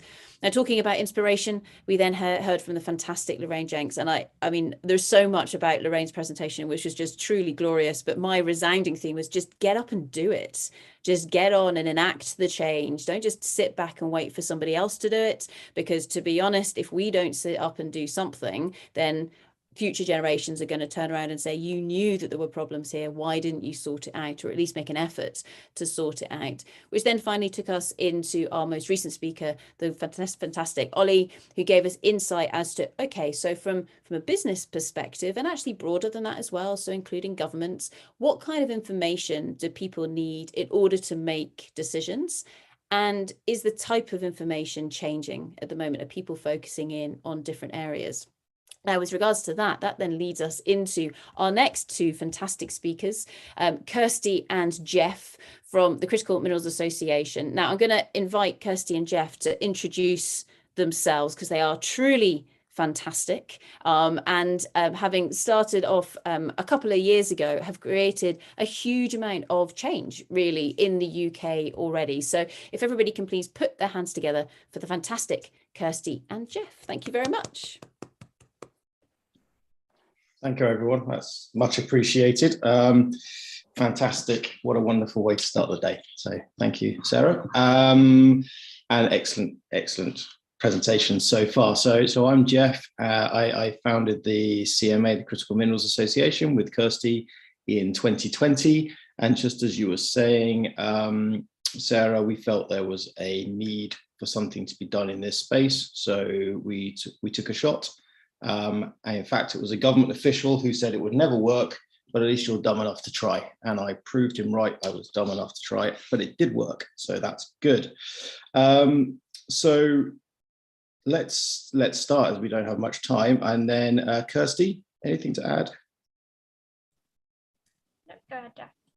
Perfect. So Kirsty is definitely the boss. Good. So Critical Minerals Association, so we set it up as an association that's basically advocacy about bringing together the critical mineral sector with an idea of trying to unite the industry, generate a collective voice, and then trying to improve societal perceptions of the mineral sector in its entirety of the supply chain. And the reason for that is because obviously you can't deliver the green economy, you can't deliver the next economy without critical minerals. At COP26, something was said that we're digging ourselves into an early grave. I would argue that perhaps we have to dig ourselves out of one and build more. We have to mine more, so we have more critical minerals, so we can deliver the wind turbines, the electric vehicles, etc. So we're just quickly, we're set up in a way that this is kind of our structure. So we're very much industry led, with the idea that we need it to be industry's voice, because it's industry that has the issues, industry that has the concerns and the opportunities, and it's their position that needs to be heard by the decision makers. So we work through working groups, and those working groups are basically led by industry chairs. They generate work, and then we try and make that into something that can be influential. So when I was speaking to Sarah and Rose about today, we were discussing perhaps we could talk about tips and tricks on engaging with governments and the lobbying sector. So influencing the decision makers. So if we skip on, so lobbying is easy, saying the right thing to the right person at the right time. It's that simple, but actually it's actually quite tricky. So to deliver those three sentences, you have to do a lot of work, and you have to understand a a lot of bits of moving landscape and make sure that you get to the right person. So different points of contact. So in the UK, we'll use the UK because it's easy. You've got government, so government affairs, Whitehall, which is also probably government affairs, and then parliament, so parliamentary affairs. So different strategies on the way that you engage, but you also have trade associations, internal caucuses. So the Conservative Party has a multiple, you know, the One Nation group, you've got the Green Energy group, you've got the Libertarians, you've got IEA on the trade association side, you've got APPGs, cross-party bodies that will influence, and then you've got foreign governments with their own agendas, also lobbying and trying to push through opportunities. So in reality, there are lots of different points of contact if you want to deliver one message into the political system. So with that in mind, saying the right thing. So I took one of those circles and we went to Whitehall, so government affairs. So if you look at Whitehall, there's 6 different departments. Each of them have got their own objectives, each have got budget constraints, you know, political priorities are different, and then on top of that, you have ministers who have their own personal objectives as well. At the same time, you've got counter lobbies going in, trying to discredit what you're saying. You've got other industry actors who may or may not be aligned to your message, and you have the geopolitics of the day. So at the moment, of course, we have the war that's going on in Ukraine. So all of that plays a role. So when it gets to saying the right thing, what you need to do is you need to find the issue that transcends all those individuals. You need to, so in the UK, for instance, if you can tie your message to net zero or to the green economy or to leveling up, you'll have a lot more chance of being heard, because that hits key cross Whitehall interdepartmental objectives. And so the way that you engage in that it is kind of key. And I would say on this slide, there's so much more, but I'm trying to rush through. The language that we use, and we find the biggest, or I have found, and I'm sure others on this call as well, would argue that often the government and the mining sector and the processing sector have been trying to push in the same direction, but because they use different discourse, different language, they don't often seem to get along. That is changing, and there is a greater understanding, but that discourse and the way that things are being presented is often being one of the problems, or not presented in some cases. And just to give, so when I was writing speeches for a few people, the language that you use, so whether you use Franco-Latin, very emotional in the way that it's presented, very good at pulling on the heartstrings, building that emotional support, very useful in certain circumstances, but when you use Germanic, very short, straight to the point language, very good for fighting your corner when you're talking about statistics, or you're trying to get a hard-hitting point home. So the way that you engage and the language that you use is absolutely important when you're trying to engage with governments. And frankly, you need to understand who you're talking to and what language best represents or cuts through to them. So if we go on to the next one, finding the right person. This is a mapping exercise. So I would say that the first thing to realize is that the right person is not always the person who's the most interested or the easiest person to find. And most of the time, it's definitely not that person. But to understand who the right person is, you first have to understand yourself, what you're trying to achieve. Your objectives may be brilliant. It may be the right thing to do. But if you're presenting those to someone who doesn't have the influence, it's not in their, it isn't in their portfolio, or they simply don't have the power to push that up the chain of command, it becomes incredibly difficult for that person to act. So what are you trying to achieve? Where does it fit in the political system? And who can help you get what you're trying to achieve into the right person? So sometimes that's understanding who you know and their sphere of influence and what they can and can't do. Or you could go the other way and you could find a minister and you could say, right, outside of the minister's Whitehall team or parliamentary staff, who can influence that person? Are they a member of a think tank? Do they have close friends? When I was back doing foreign affairs, there was something in Parliament called the Frat Pack, which is about 5 different MPs. They're all best mates. They lived together when they weren't at home. And if you spoke to one of them, all 5 of them would back you. So nice and clean politics for you there.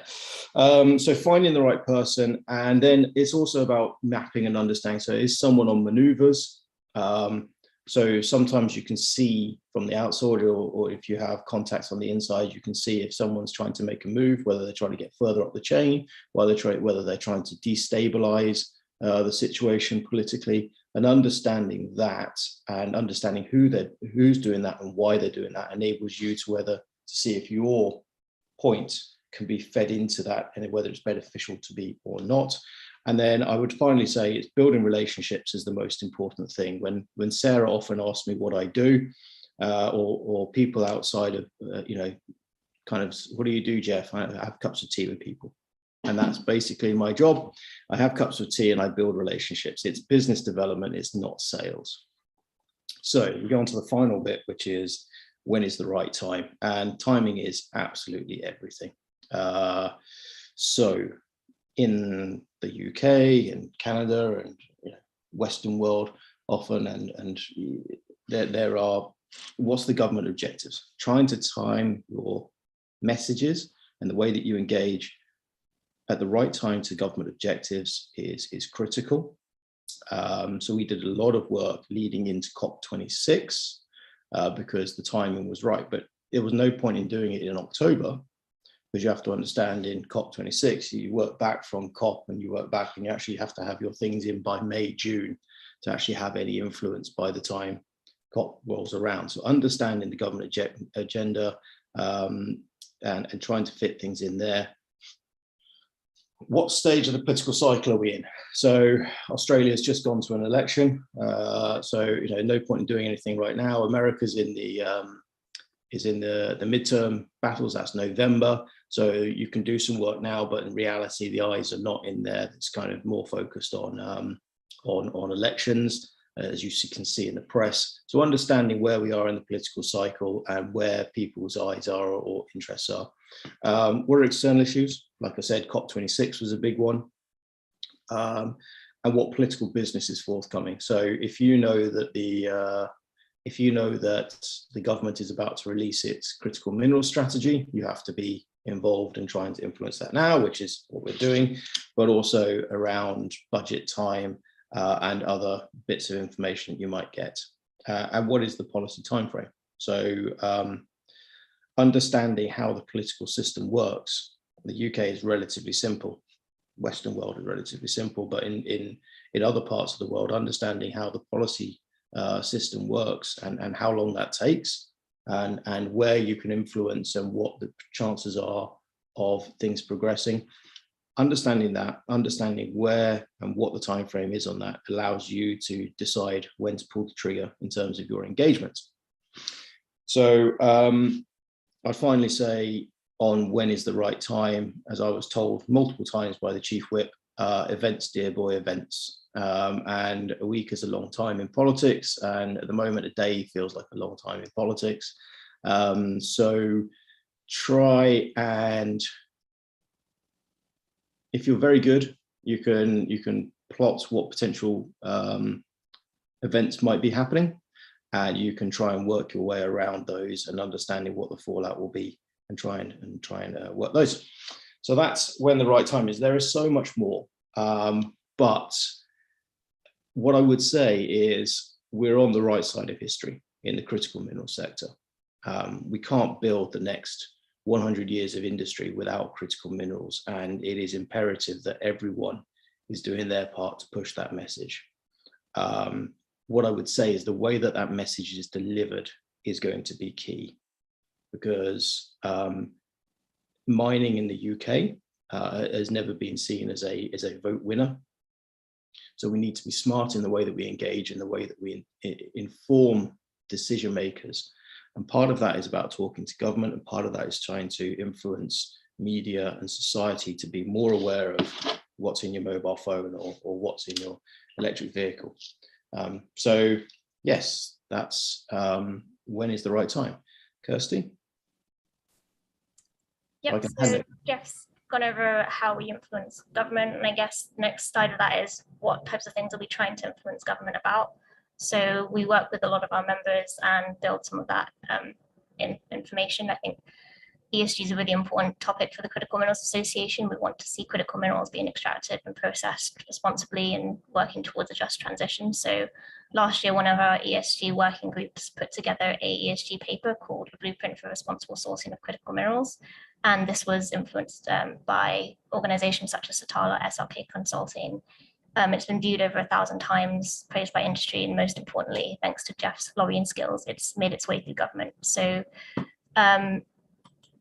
we also pleased to see that in BEIS's net zero strategy, not only were critical minerals mentioned on an entire page, which was the first time that we'd seen government publications featuring critical minerals.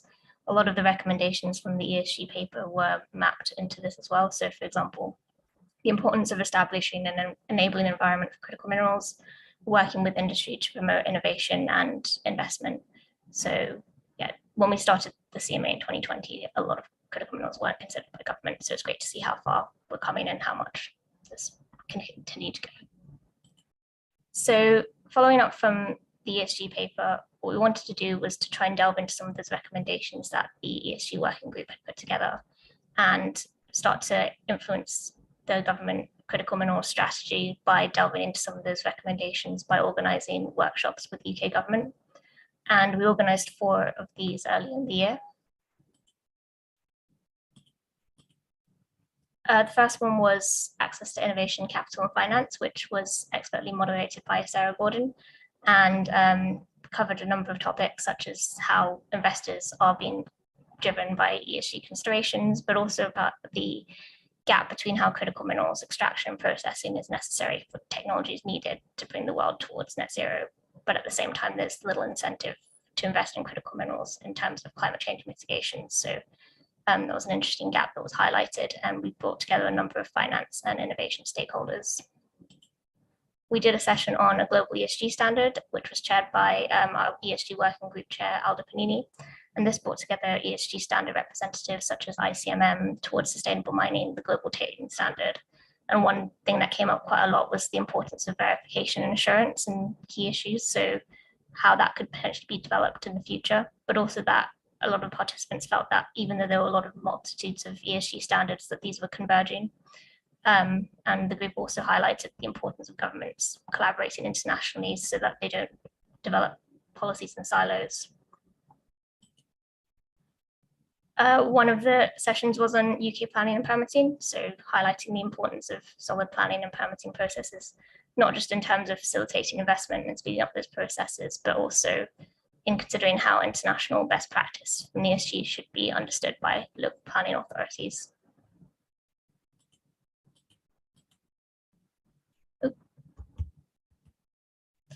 And our final workshop was on a talent pipeline. So we raised the importance of building a talent pipeline for critical mineral supply chains.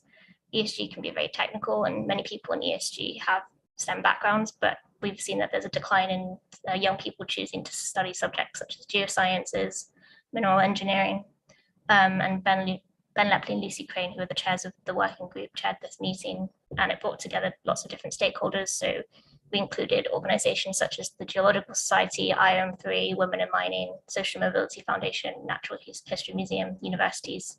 And I think it's really important to bring together all these stakeholders because everyone's doing a lot of really important work in this.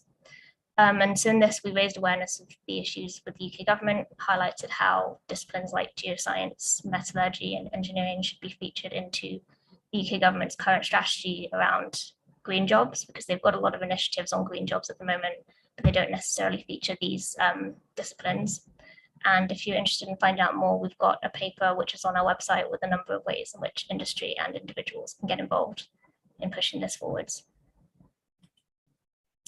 So these are some of the papers that we've completed. In terms of next steps, we're organising an anniversary event in Parliament to launch ESG paper from last year.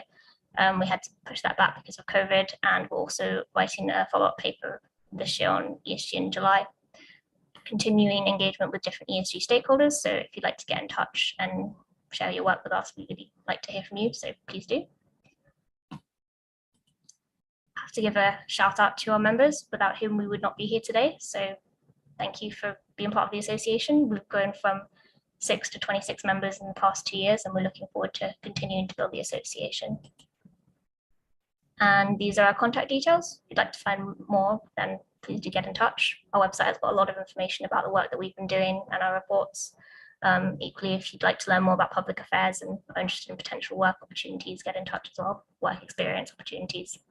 Yeah, we really hope this presentation has been helpful. I think one of the key takeaways is that it takes a lot of time to build relationships, and if you want to engage with government, you have to invest in this and take the time to make it happen. And if you do think that government should be doing more or should be doing things differently, please do support us in getting these collective messages across to government, and to see if we can help support the global ESG agenda. So thanks for listening. Thanks, Rose and Sarah, for inviting us to join today, and we're looking forward to the rest of the conference. Awesome. Thank you so much, Kirsty and Jeff. Absolutely brilliant. Round of applause to both of you.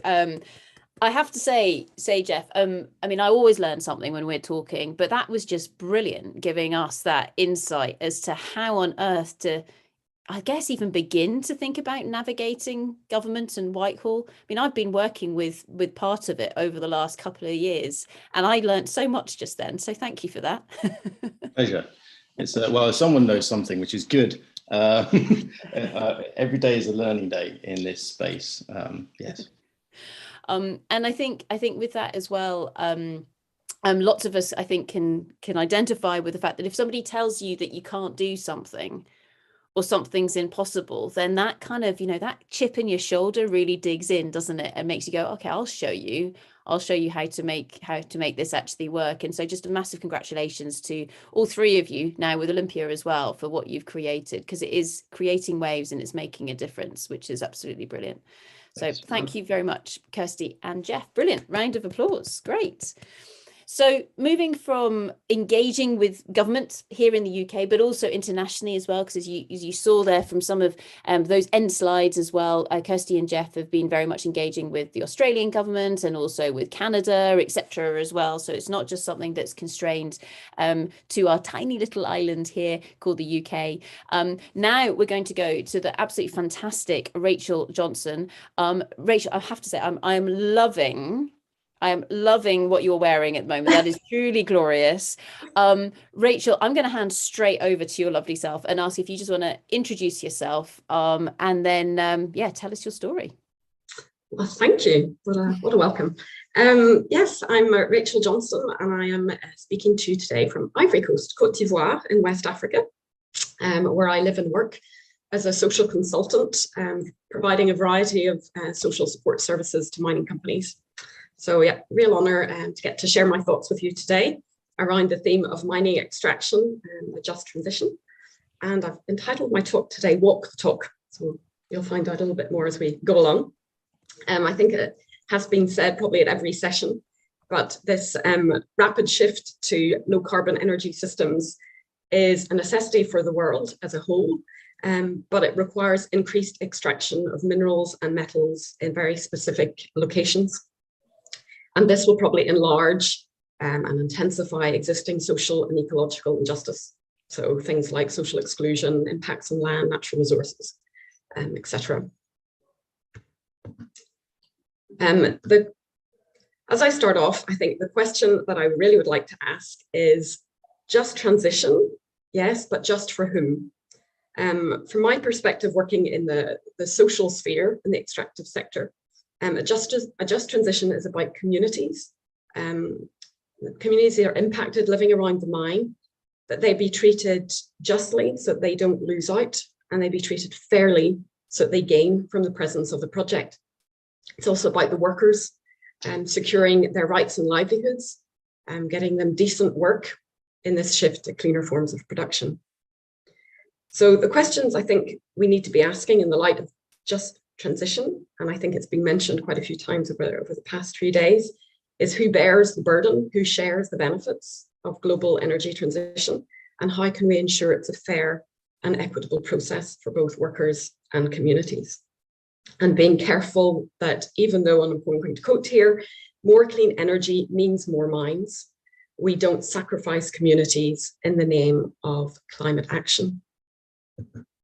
So I think one of the difficulties in this space is that a significant proportion of mining operations are located in very complex and fragile states that perform quite poorly on key social and political indicators.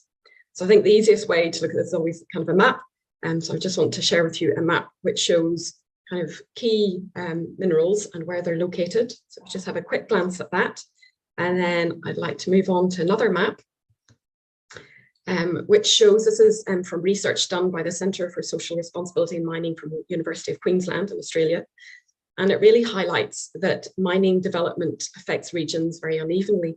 If you kind of look at the top map, you will see hotspots in red, which are high environmental and social risk areas, and the cold spots in blue, which are lower environmental and social risks. And then there's points in black, which are where mining projects are located outside of those.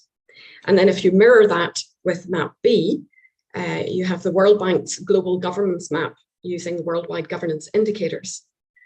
And so what it shows is that countries with the greatest number of hotspots are China, Mexico, Peru, South Africa. And between these countries, they total 1,247 mining properties in high complexity settings with weak governance scores. Now, why am I highlighting this? Why do I bring this up? Well, mining activities are already known to alter social articulation of communities, to exacerbate pre-existing vulnerabilities. And yet, as these papers highlight, this research highlights, in these high governance risk countries, the safeguards are not in place to protect the people living, working in the vicinity of a mining project. And these are the people who are bearers of social risk. But having said that, it's not that I want to discourage mining companies from working in these areas, because I've also seen firsthand the very real positive impact that mining companies can have. One example is employment. In these settings, if you just have one member of the family with a stable and decent job, it can impact the entire extended family and possibly the entire community.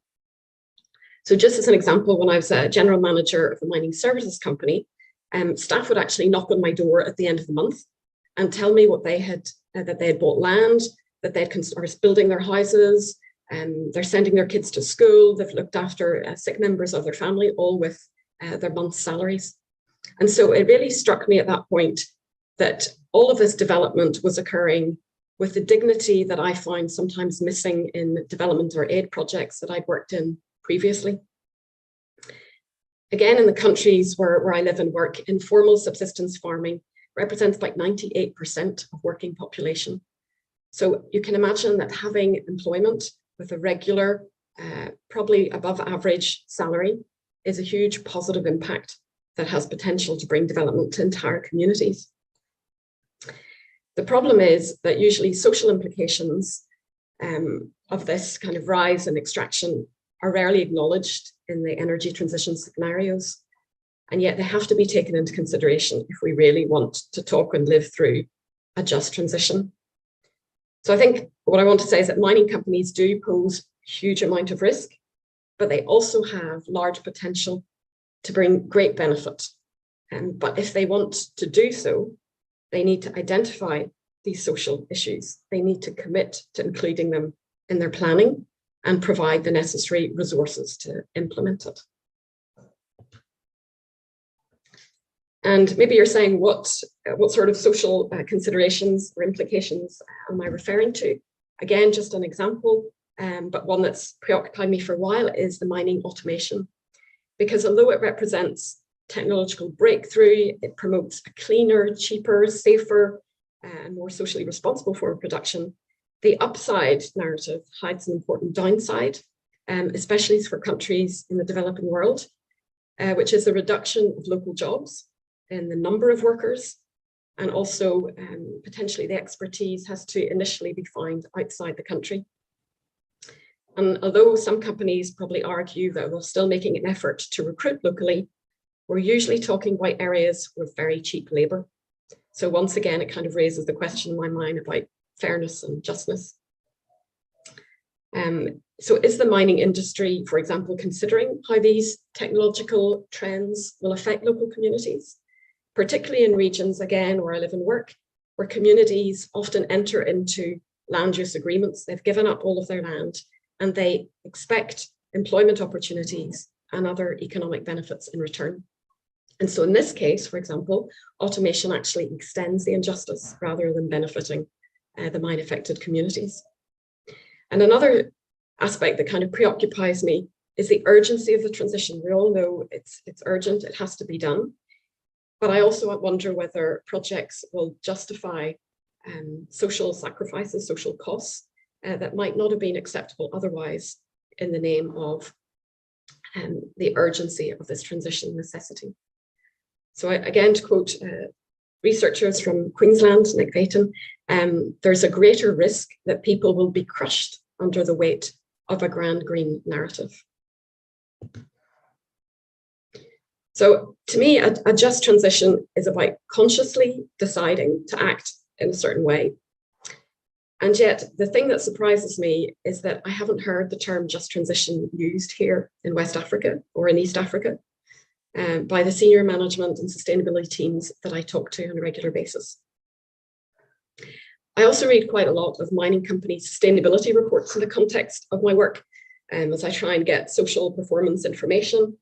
And they usually contain lots of terms and concepts, or dare I say buzzwords, in line with the latest trends of either corporate social responsibility, sustainability, social performance, ESG, or whatever term is being used. But when I go into the field or onto site, the reality on the ground is often quite different. So it's easy to write narratives that tend to reflect back to shareholders, investors, and readers what they expect and want to hear.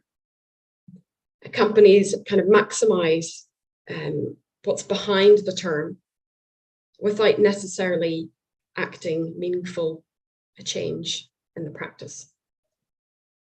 So again, I just ask just for whom?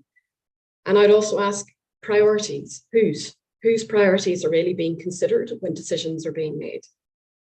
Because time and again, I experience mining companies making decisions solely based on return to either investors, company interests, dare I say, executive and management bonuses, while communities whose entire lives have been disrupted, and not by choice, come in last position. The construction mantra of a mining project is always build under time, under budget. And when social performance teams are told, or come with their proposals or budgets, their programs are told to come back when cash starts flowing.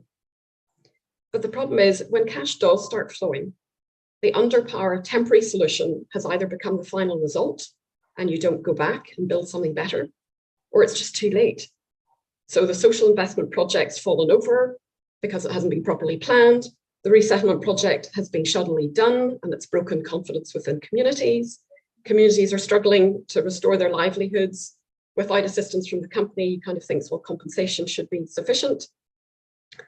Construction is over and the time to maximize local recruitment has passed, and communities feel that local employment and procurement opportunities, promises haven't been kept. So social indicators that would ensure a lasting positive legacy are too often ignored or misjudged. Social performance is still not a factor in driving investment and operational decisions at the moment. So how do we ensure a just transition going forward? To me, there's still quite a gap between the meaning given to just transition that we find in policymakers, and I've been hearing echoed in the different talks over the past few days, and the multi-dimensional reality of a living concept. So you've got companies working in very different complex environments, dealing with people, impacted communities, local workers, and cash always being a determining factor in what can and can't be done.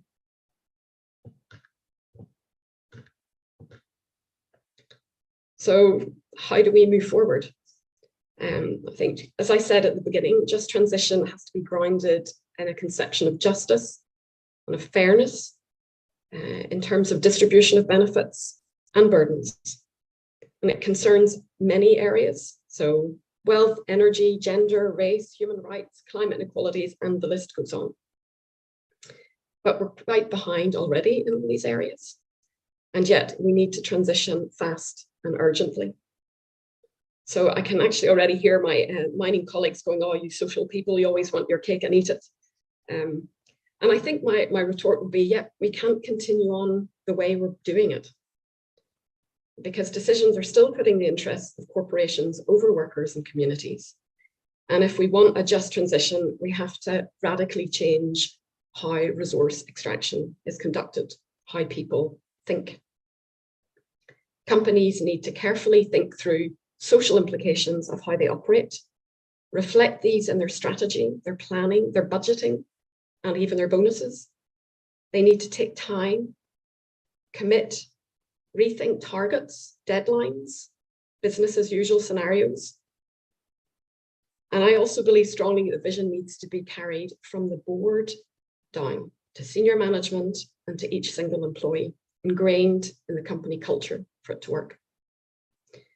Otherwise, my fear is that just transition will be more about people in the developed world buying electric cars, and then the people where I live even more marginalized and disadvantaged. So thank you for letting me share my thoughts. Amazing. Thank you so much for that, Rachel. Absolutely brilliant. Absolutely fantastic. Ludovine said that you were going to be brilliant, and yeah, you very much exceeded that. So Rachel, with regards to all of this, and please, by the way, people have got questions, put them into chat and share them with us.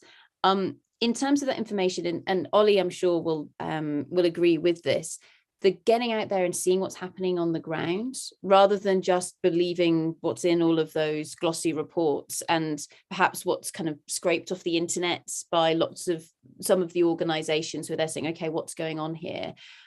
How do we improve this? So how do we actually get people to see what is actually happening on the ground and get that transmission of reality out to the broader world? I think a lot of it is asking questions.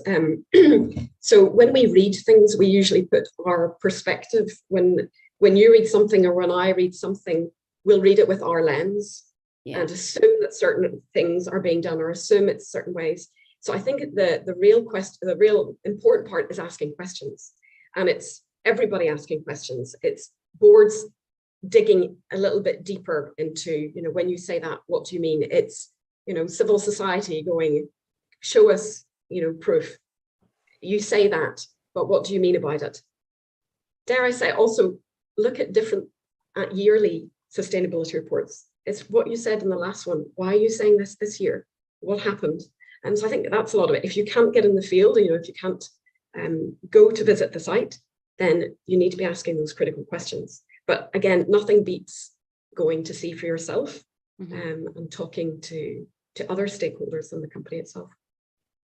And you mentioned that, kind of those critical questions, but then also critical thought as well, because so much of what we're looking at here is is automation of a mine site in Mali, is that a good thing? Or is that a bad thing? Or to be honest, is it a bit of both? And it depends on the angle that you're looking at it from, so how do we really tee up those discussions with that critical thought and say, let's challenge some of those metrics that we're using to make those decisions, blah, blah, blah, blah, blah, so that how do we get that critical thought onto the table? I think it's that we need to be part of the discussion. Again, I may be coming from a very operational point of view, but the social team are always on the sideline, and the environmental team, I'd say even less, in discussions. Usually, when they need access to land, that's when the social team is really critical, and we're at the forefront of meetings. And what do we need to do in order to get the bulldozer out? And then, or we need to extend over here. How do we need to do it? But when it actually comes to strategic planning, we kind of get the leftovers. So it's like, well, if there's, we'll allocate you this amount of money, or, if we can get that, then, you can run with that and do your thing, and then we get on with ours.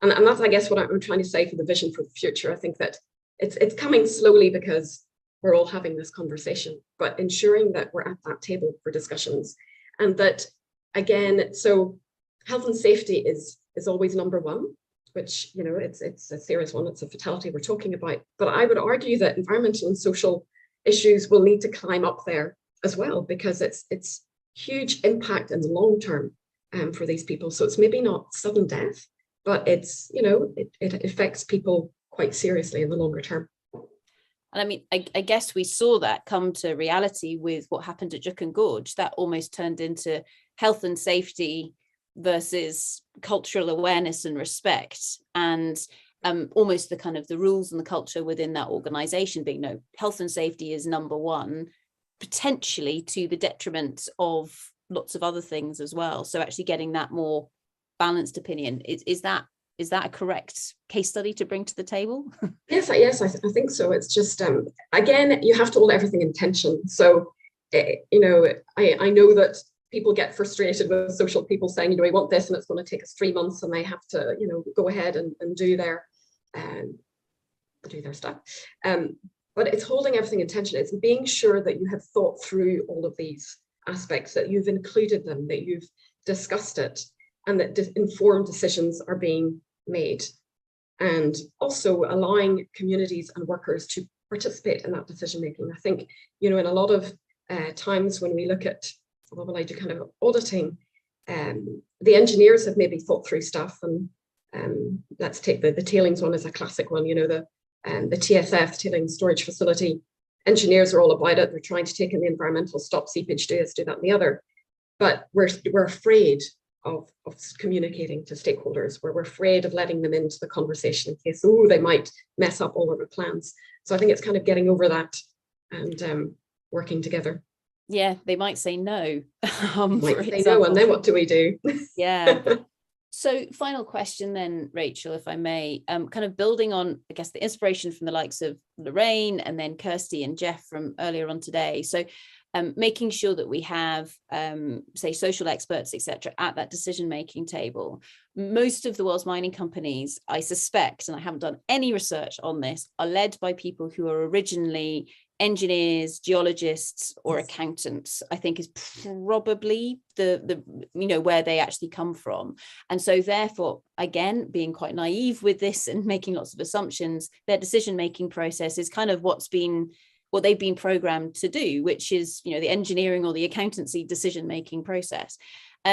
Do we need the likes of either yourself or other social experts to actually become the CEOs of these companies to then change this thought? Probably this feels like the most horrible job offer in the entire world. But actually, do we need that? Do we actually need the new CEO of Rio Tinto or whoever to actually come from a sustainability background or something, and with that create a big change in the company? Or do you think it's actually, no, we need to fundamentally change the way in which we are mining? And I'm not having a bash at Rio Tinto, it just happens to be the company that came out my mouth first. Well, the funny thing is, it requires a paradigm shift even in my brain. You know, when you say to me, could you be CEO of a mining company? Oh, gracious, run away. I would have no idea how to get tonnage out and how to ensure that the right ore is going to the right place. And, you know, all of that's gobbledygook to me. Which probably means that everything I say socially to a finance operational person is also gobbledygook to them. At the minute, but maybe I need to also rethink my thoughts on the matter. I'm not really asking, because I do think a mining company's core business is to extract minerals, and it's quite a complex process and an engineering feat. But I think what we need is that CEOs, executive teams, boards always have the environmental and social voice now, just at the same way as health and safety do, to ask those questions of them, because they are thinking down a certain track. You know, they've got a target, they've got an objective, they've got investors waiting on the return, shareholders wanting information, and all that has to be provided, and it is very technical. But they need to be held to account socially, and they just need somebody that has that lens to come alongside them and say, have you considered this? Have you taken this into account? Do we need to slow down the planning process? I think a lot about the construction, because at the minute that's what's my little hobby horse. It's that, you know, often what happens is companies are raising money to go into construction. And so they're working very hard to get that. They get a small amount of money and go, right, we can go, and boom, from one day to the next, we need access to land, we need to go. But nothing's in place. You've gone from exploration and all of a sudden communities are going, whoa, what's going on? And ideally, I think, IFC is talking about 12 months to 2 years to kind of set things up in a way that's sustainable. But, our finance engineering guys will just shake their heads and go, but we don't have that time. So it needs to be, that's why, I'm saying it has to be fundamentally rethought the way we do it. And people need to, investors, everybody on this call need to hold companies to account and go, hang on a minute, you only announced then that there was a project and now you're already building. Well, how have you had time to ensure that land has been properly purchased and accessed, that the livelihood restoration programs are started for communities, et cetera, et cetera. Brilliant. Well, thank you so much for that, Rachel. Absolutely brilliant. And there are lots of comments that are beginning to come in chat as well. So everybody, please put your hands together for the fantastic Rachel Johnson. Fantastic. Thanks very much. Thank you. Brilliant. Great. So with regards to holding ourselves to account, holding one another to account, and we've been talking gently through the course of this morning about investment and where does that money actually come from. Our next speaker, this is a pre-recorded talk that we've got from you here, is from Richard Lloyd, who is somebody who started out life as a geologist working deep underground in different parts of the world, and then he went into the world of finance and then insurance, and so he's seen things from different angles. Rich also ensures that aspects of sustainability are there included in what they're doing, and what he's going to present to us today is insight into a slightly different way of funding some mining projects. So over to Rich. Thank you very much.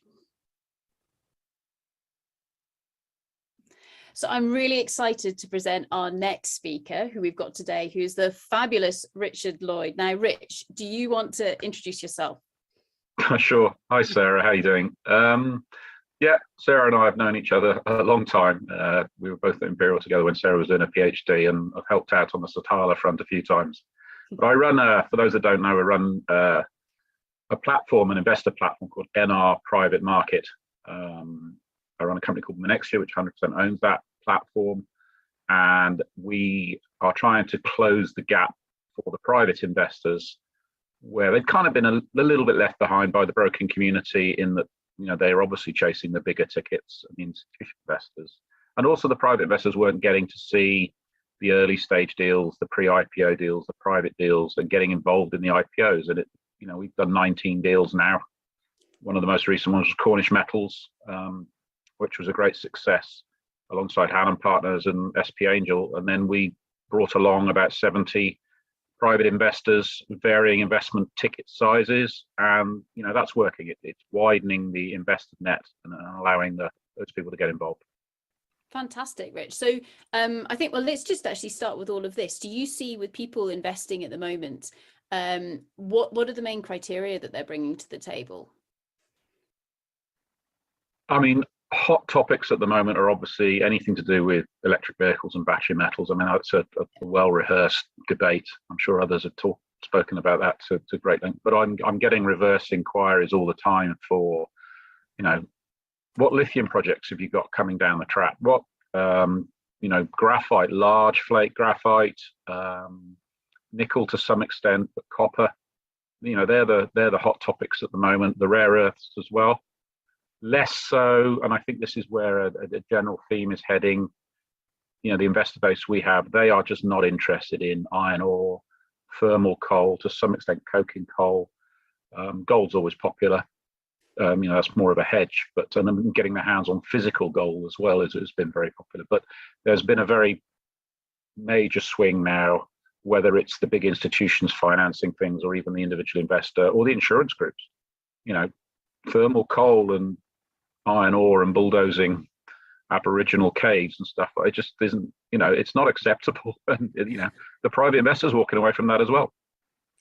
So is it a case where, do you think this is people looking at the energy transition and the demand that's being driven from that? Or do you think it is more around the investors having to walk away from things like thermal coal, et cetera, and looking for somewhere else to put their money? What's really driving it? I think that the savvy private investors are seeing that the larger groups, hence the comment about perhaps insurance or whatever, are walking away from it.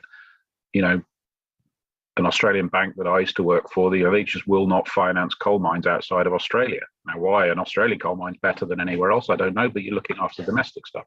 So the returns then for the investors is going to be lower because the large banks and institutions aren't able to back those projects, but they are all piling into the lithium, the battery metals, rare earths, whatever you want to call it. So a savvy investor will look into the future and, right, how are these projects going to get financed? Well, the lithium projects will get financed because the big boys will look at it, the banks, whatever, and they can get insured or whatever.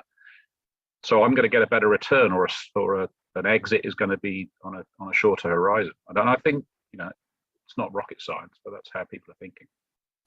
And so, I mean, so we're looking at the commodities that I guess are more in fashion at the moment because we need them for all the batteries and magnets, etc.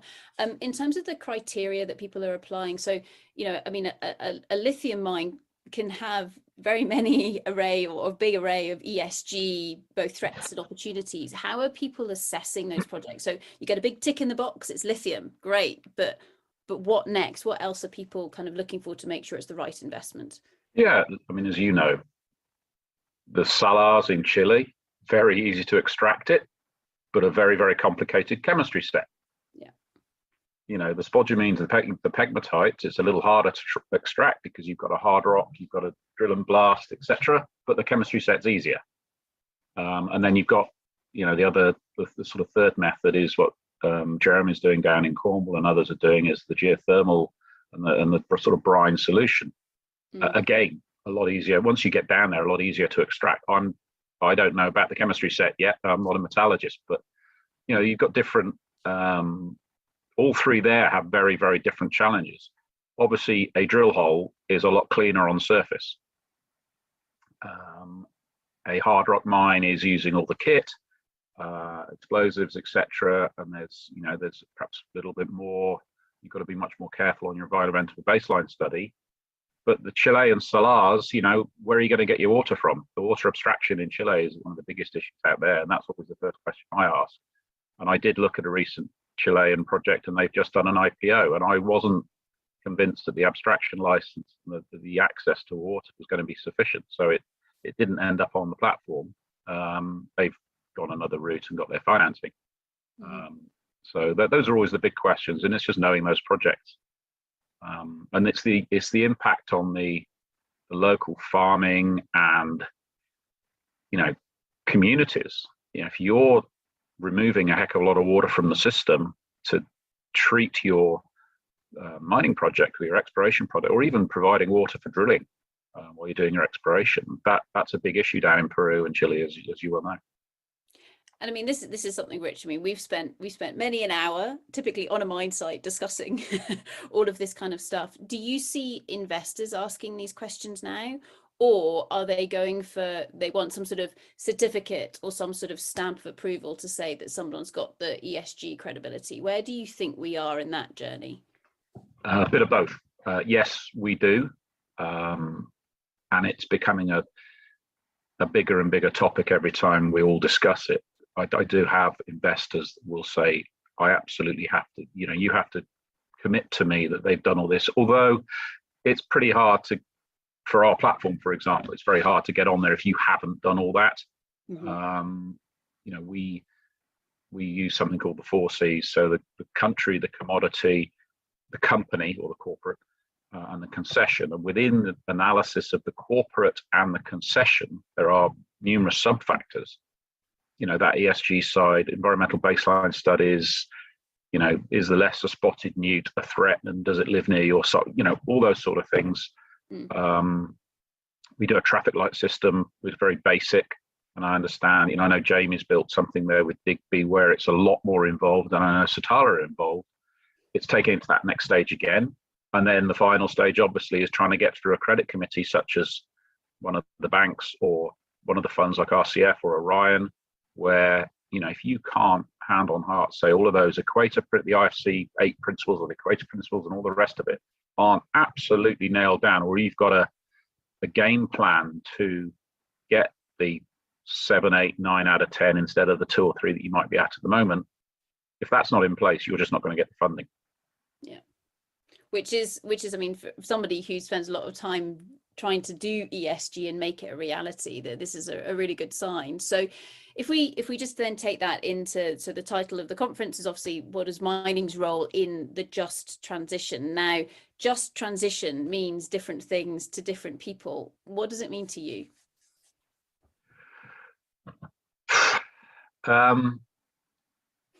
The responsibility for everyone to be doing it, or making sure that it's not just lip service. I actually think the mining industry is pretty good at it. We have to be. We just get paraded out in front of people when it does go wrong. And yet, when we get it wrong, it goes drastically wrong. As the chemical, Bhopal, going back donkey's years when we were much younger, all the way up to tailings failures in Brazil. I know with social media and that now, when something goes wrong, we know what's happening in Ukraine every half an hour. In the good old days, it'd have taken weeks to get to that point. And maybe there were incidences in the past where it all just got swept under the carpet. Well, that's just not on anymore. But I think I think we actually lead the way in a lot of it, because we think about it very early in the process. We have to. And we've got some, world-leading experts in it, because again, we have to do it, because when you have a cyanide spill or a tailings dam goes pop, everyone knows about it, and there's pretty catastrophic effects. So how do you think we can get better as a sector at the, showing that we can be part of the solution rather than something to be ignored? COP26, nobody was speaking about mining, really. It wasn't part of the discussion yet. Surely we can be part of the solution there. Probably demonstrating some of the case studies and educating people in what we as an industry have to go through to get to that end point, to get the financing, for example, done, or get a JORC sign off. I'm not sure where we're at, and perhaps you can help me on this one and help the audience. Let's take gold mining, for example, a proven reserve as per JORC or whatever system you're using. How much, in order to have a proven ounce, does that require a full-blown ESG sign-off for that ounce, or is it still just, it's a space in time and it's a cost, and here's the value of that ounce once it's out the ground in 8 years' time, therefore it's a proven reserve?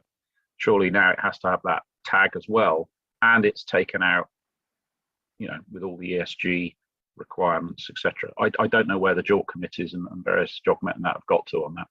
Well, the good news is actually one of the other talks we've got this week is on exactly that. So getting an update from JORC. So basically what's happened in the mineralogical disclosure with regards to resource reserves. So the South Africans did their update first. The Europeans released their update. I think it was on the 20th of October, 2021. The Australians are going for it right now, and the Canadians also have gone out for consultation as well, or a variety of consultations at the moment. So it's coming in terms of making sure that ESG is an integral part of the disclosures rather than just one of the many modifying factors perhaps has always been considered. So so as you're saying there, I think from a geoscience perspective, it's something you begin to have to do rather than a nice to have. So it's becoming more intrinsic. Yeah, absolutely. I mean, at the end of the day, though, we have to find it. We have to dig it out of the ground in whatever method we're going to use, and then we have to metallurgically extract it. Yeah. So we can't make a rod for our own back where we end up spending millions and millions of dollars on the ESG, and actually that then prevents the projects. That will, you're slightly shooting yourself in the foot. But I think there's certainly a happy medium there. And so just building on the metallurgical, the beneficiation, the processing side and everything. So, I mean, Rich, obviously we're both geoscientists, but then hopefully we pass along to very, very clever engineers and chemists and people like that. From an investment perspective, some of these commodities are a bit more unusual in terms of what we're actually needing now for technology. So like rare earth elements, for example, with the exception of one country that has been very, very good at mining and separating out the rare earth elements, this is something where there's some quite innovative chemistry going on here. Are you seeing, what kind of risk factor are you seeing people apply to the more novel elements and metals and minerals with regards to the innovation that's needed for the processing? Are you seeing risk factors be applied, or are people going, nah, you say that you can process it, great, I believe you? I think the understanding, you get into the more weird and wonderful elements, and I think a lot of people are saying, yeah, okay, I trust this.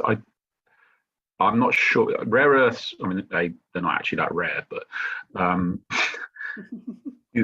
the heavier rare earths are probably easier to extract.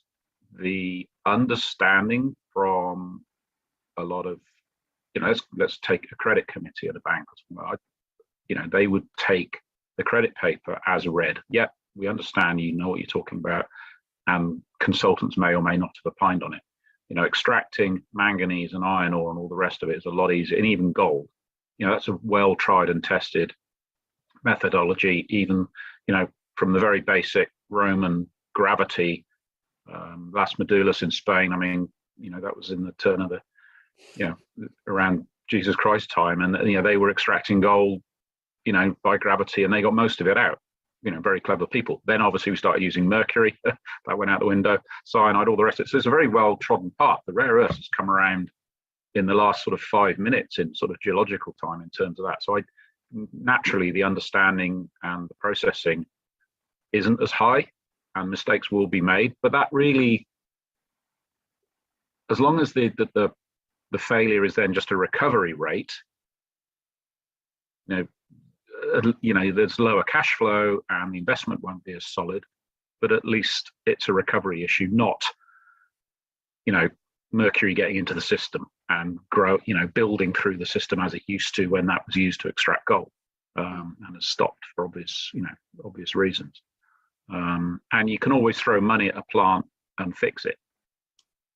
If you've got the geology wrong and you haven't found it in the first place because your interpretations are wrong, no money on earth's going to fix that, because if it isn't there, it isn't there. But usually the mining side and the metallurgical side, it is fixable. We did it in a project in Malaysia. We threw a lot of money at the plant and eventually got recoveries up to sort of 94, 95%. But we had something called preg robbing, where, sort of layman's terms, graphitic or very carbonaceous shale will cling on to the gold, and you've got to separate that. And it's something as simple as burnt coconut husks will do it. Rather than a lot more cyanide, which is how people try and do it. So yeah, we had an issue there and it got solved, and rare earths will be the same learning process, as will lithium. And do you think, I think I really like what you said there about so long as the mistakes, and there will be mistakes made, so long as they're made on the recovery side, as in the money, rather than environmental disaster, because I think that's what a lot of people are worried about for some of these processing methods that are out there, is to say there's actually quite a lot of stuff that we don't know about at the moment. We're undertaking a lot of research, and we just need to make very, very sure that we don't have an environmental or a social disaster on our hands. Is that what I'm hearing from you? Yeah, I think so. These big Samarco, the big tailings, that was laziness, really. Or, what was the analogy I used? I think you and I chatted about this once on a site somewhere. I said, it's like going on not that it happens anymore, like a 3-month rugby tour, and you come back and your children have suddenly grown up and you see all the differences. If you see them every day, you don't really see the minute changes. And I can't remember which corporate it was. I think it was Rio. Post the Vale incident, they moved every single tailings facility manager to another site, and they were allowed to pick holes in and there was a bit of point scoring going on, but you were then looking at a new tailings dam or new tailings storage facility, and you will spot shortcuts, differences. Oh, hang on a minute. And I think that's a good process, and we do ourselves. We all critique each other's work. You write a presentation, you want someone else to review it before it goes out. In the same way, you look at a presentation, once you've written it, you've reviewed it yourself 20 times, you can't see the mistakes. So we're talking, so like, how do you get fresh eyes, fresh ideas, etc., into something like, you know, a tailings storage facility or something like that? But then also, what about fresh ideas into money? And so I know that we've discussed things like green bonds and stuff like that. Do you want to expand on your thoughts there, Rich? Yeah, I was exploring this with, it's a private company in Panama. They used a bond. They were fortunate they had a stockpile with 120,000 ounces of gold in it, which a lot of mines would take your left arm off for. And they, because of it's already been crushed and it's ready to go, they were able to monetize that. And we were thinking about taking that one step further, because we had a lot of interest from family office, but wanted to be able to say, yes, hand on heart, we are acknowledging and respecting the investors behind us and the ESG requirements, or the green requirements, or whatever you want to call it. And checking, I think Imerys did a bond where it was sort of ESG linked or environmentally linked, where they got penalized if they failed. And we were thinking taking that to the next step. Now, whether that's in the future a crypto coin or a bond with a coupon or whatever that might look like, you could sell that to a market which will only invest in ESG sustainable bonds, if you like, if you want to call it that. And then there's a penalty and there's a coupon. So there's a financial penalty to the company if they don't meet those requirements. Now, that sounds counterintuitive, because you think, oh, great, you know, the worse they perform, the bigger the coupon. But actually, you want to invest in it and you get your return, but you can also hold the executive or the cash flow for that project to not to ransom, but to, you know, you call them to question, and there is then a financial play. It's not just, oh, look, we're really sorry and we fired so and so, but actually the coupon's gone from 5% to 6 to 7 to 8, so it starts to hurt them. Now, the individual investor may not want the 7%, but they know that if it goes wrong, there will be a kicker, and that the company will suffer financially from it. So, you know, those techniques I think are going to come along. How soon, I don't know. So I guess, I mean, what we're hearing here is that, you know, there's some really interesting financial mechanisms that can be utilized at the moment, using things like cryptocurrency and what have you, to say, well, where do the penalties lie? So therefore, what behavior are you trying to drive, I guess, both on the ground, but also within the investors as well, which is really exciting. So Rich, with that, any final comments you would like to make with regards to mining's place within the just transition? Yeah, I think we should carry on, you know, attracting people into the industry. You know, all the degrees now are much more environmentally focused. You know, I did mining geology. That doesn't exist as a degree anymore. I mean, you probably can't even call it that. Earth resources engineering is, I think, what it's called nowadays, which sounds a lot greener, but it's the same thing at the end of the day. But the focus now is on that. So it's attracting new, bright talent into that. And continuing, as I said, you know, halfway through this, I honestly believe that the mining industry does lead the way in this, because we have to, and we have bigger challenges, and probably the chemical industry as well. And I think we just need to continue to do that. We can't be shy about having these debates. We need to be open about it, because, you know, if you've got a project and you can't demonstrate that you've got all that ESG, or at least a game plan to get it right, it might not all be correct to start with. Investors just aren't going to follow you. They'll follow, there were 1,000 IPOs last year in Australia. Now, they can pick and choose. You know, there's enough deals out there. So if you haven't got it correct, you ain't going to get the money, which is a pretty big incentive. Brilliant. So I think on that, thank you so much, Rich. Really, really good to speak to you. Have a lovely time in South Africa, and hopefully see you soon. Thank you very much. Yeah, will do. Take care, Sarah. Cheers. Bye. Bye.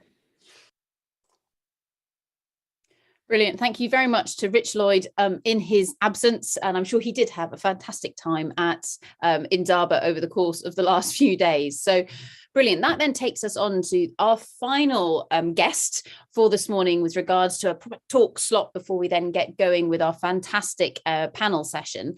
And so our last speaker is the fantastic Carly Leonida, who is going to come and join us now. Hi, Carly. And Carly, actually, I'll tell you what, I'm going to let you introduce yourself. But firstly, everybody, welcome, Carly, to our virtual stage. Thank you very much. Oh, thanks so much for having me. So I'm a freelance technical writer and editor. I've got a background in geology. I've been in the industry for about 15 years now, and I've written and managed various leading trade publications. I still do write for some of them from time to time. And in 2019, I set up a publication called The Intelligent Miner, which the tagline on that one is putting mining into perspective. So it is designed to be read by people both inside and outside of the industry, and really to provide a bridge, I suppose, a way for people to look into the industry and see some of the cool stuff that we've got going in, to find out more about what we do and about our values. And that's a link that I think is generally missing in the media at the moment. So I wanted to create a platform that could do that. Fantastic. And I mean, with regards to this, sorry, Carly, I'm not sure. I'm trying to work out behind the scenes if there is a presentation for you, or if we're having a conversation. Fantastic, because I didn't want to steal your slides in case you had something behind the scenes. So with regards to this, what kind of reaction are you getting from people with regards to the knowledge that you're sharing? A really good one. I mean, The Intelligent Miner, when I first set it up, it started as a blog, really, just me sort of sharing my musings on the mining industry and some of the challenges that we were up against. And I really strongly believe that we don't necessarily need to provide answers to all of these challenges. I think just laying them out on the table and getting different parties, different people with different perspectives in to debate them and have a chat and just open that conversation is so important. And yeah, it started as a blog, no great expectations around that. And the readership's just grown from there. People agreed that we really needed a platform that could provide that. And yeah, it's great to see not just the number of readers and viewers who are coming back every month and signing up to the newsletter and things like that, but also, you know, that I suppose the status of people. There's CEOs, there's really high level execs, all the way down to the people who are working on the sites, people from outside of the mining industry getting involved and sharing their opinions. And that's really, it's great to see. So what kind of, so firstly, what are the hot topics that everybody loves? And then secondly, what are the emotive topics? Ooh, well, I think, I mean, in general, sort of B2B mining publications, and I should firstly say that there are some really great B2B publications out there, but they are, you know, they are B2B publications. They're not designed to be picked up and read by people outside of the mining industry. And that is where the majority of mining stakeholders are. At the end of the day, we're all stakeholders in the mining industry, whether we realize it or not. If we are consumers and end users, we're stakeholders as far as I'm concerned. So on the B2B side, I mean, there's loads of topics that are hot right now, things like electric vehicles, energy efficient comminutions and technologies, AI. There are some really, really interesting ones, biomining, things like that, ways that we can actually mine without creating mines. And certainly on the Intelligent Miner, I cover things like that too, but the idea is to provide a slightly wider scope, so an ecosystem perspective on some of these topics. And on there, we've done a lot so far this year covering mining and its relationship with the environment, its relationship with society, the way that we can provide two-way value. You know, mining's not just taking resources. How can we give back to people in the environment as well? And then there's lots coming up around decarbonisation. That's always a really, really important and a well-read topic as well. People are interested in the contribution that mining can make as part of the energy transition. And I would actually say it's when we get into the just transition and how we can make it just, that's when people start to get emotive about it.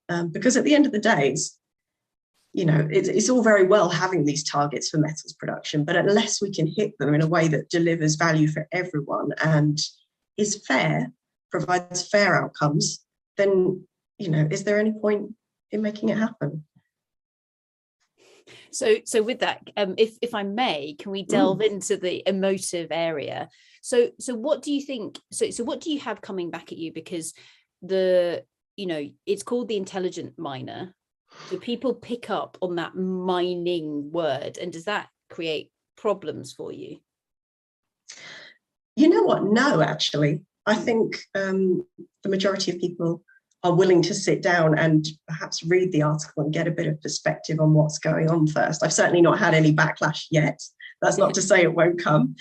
But I think a lot of what we do on the Intelligent Miner is questioning what it means to mine, what it means to be a mining company, what that looks like, the type of value and business models that we can use to deliver that value.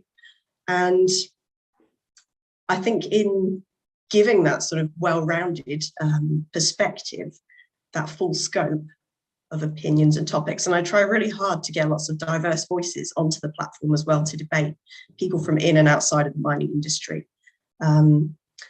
I've done a lot around the circular economy, for instance, and got some guys from the recycling space in to talk about metals and, how mining could play into that, how it can and how it could in the future.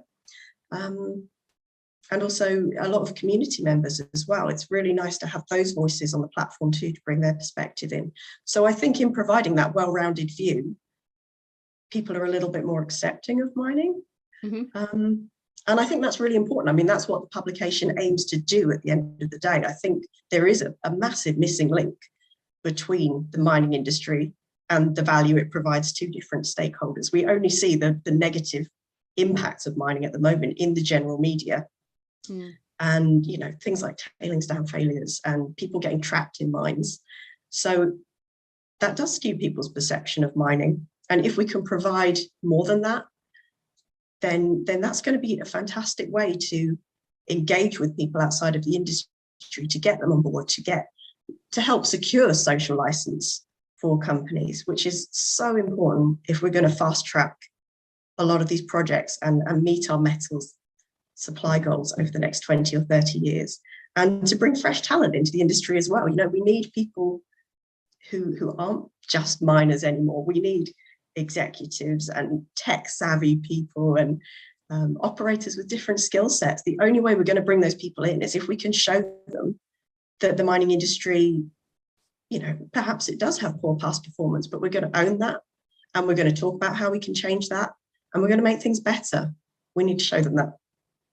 So do you think that more information means more focused accountability on those different parties?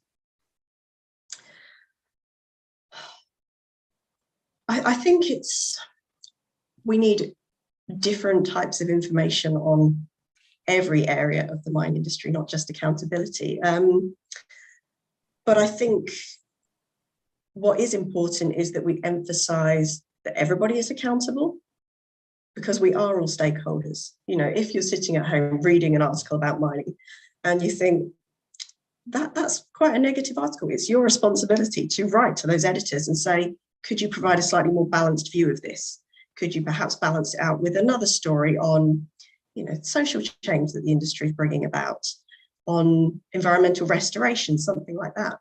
Likewise, it's very much the responsibility of people within the industry, executives and boards, to reach out to publications, to build bridges with them, to look for opportunities where we can speak out and show some of the good stuff that's going on in the industry.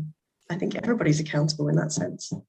So just following that train of thought, so there was an article published by the BBC, I think over the weekend, where the Royal Society of Chemists had teamed up with a journalist. And they quite rightly said, we should be making better use of all of the electronic waste. We should be recycling it. And the article suggested that we didn't need mining anymore, so we should stop it because we could get everything from recycling. Now, I think as well, when I read the article, I came to that with my lens. And so therefore I was interpreting it in my way. And I thought, oh dear, this is incorrect. This is quite dangerous in terms of it being pushed out there by the BBC. As you can imagine, there is now chaos going on behind the scenes. Everyone going, this is all incorrect.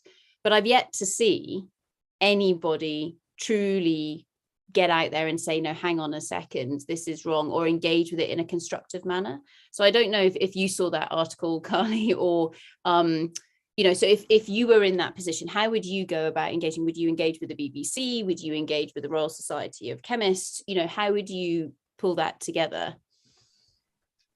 I think really it needs to be an ecosystem approach to this. So personally, if I were an executive or a leader at a mining company, reach out to the BBC and say, you know, perhaps, is there an opportunity for me to come on and debate with these guys? Let's get people around the table and talk about this.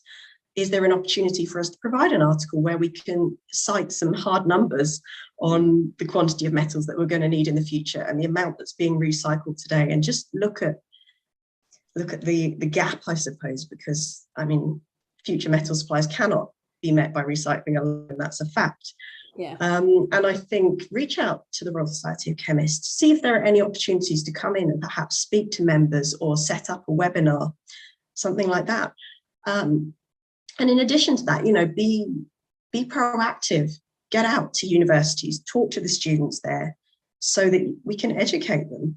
Go to schools, talk to kids there as well. It starts, you know, people, I talk to my kids who are very small, yet they're really interested. They are genuinely interested in mining. And I think there is often a fear amongst people, you know, people who work in the mining industry that they're going to be picked apart if they come and talk about their jobs and their industry and what it does and the role it plays. And whenever I've spoken up, that has not been the case. People have actually been really interested, really receptive. I think, yeah, we need to get rid of that fear. And just go for it. And actually, so a little story there as well in terms of I guess working with smaller people as well. So I asked my niece over the weekend, so she's 8, and I said, does she, you know, so all the metal in like the car and the knives and forks and the telly, and does she know where it comes from? And she said yes. And I said, great, where does it come from? And she said, Lithuania. We all thought, okay, that's an interesting answer. And I said, was there a reason why you said Lithuania? And she said, and looking a bit sheepish, and I said, is there a friend from school who comes from Lithuania? And she said, yes. I just kind of guessed. I thought, okay, fine.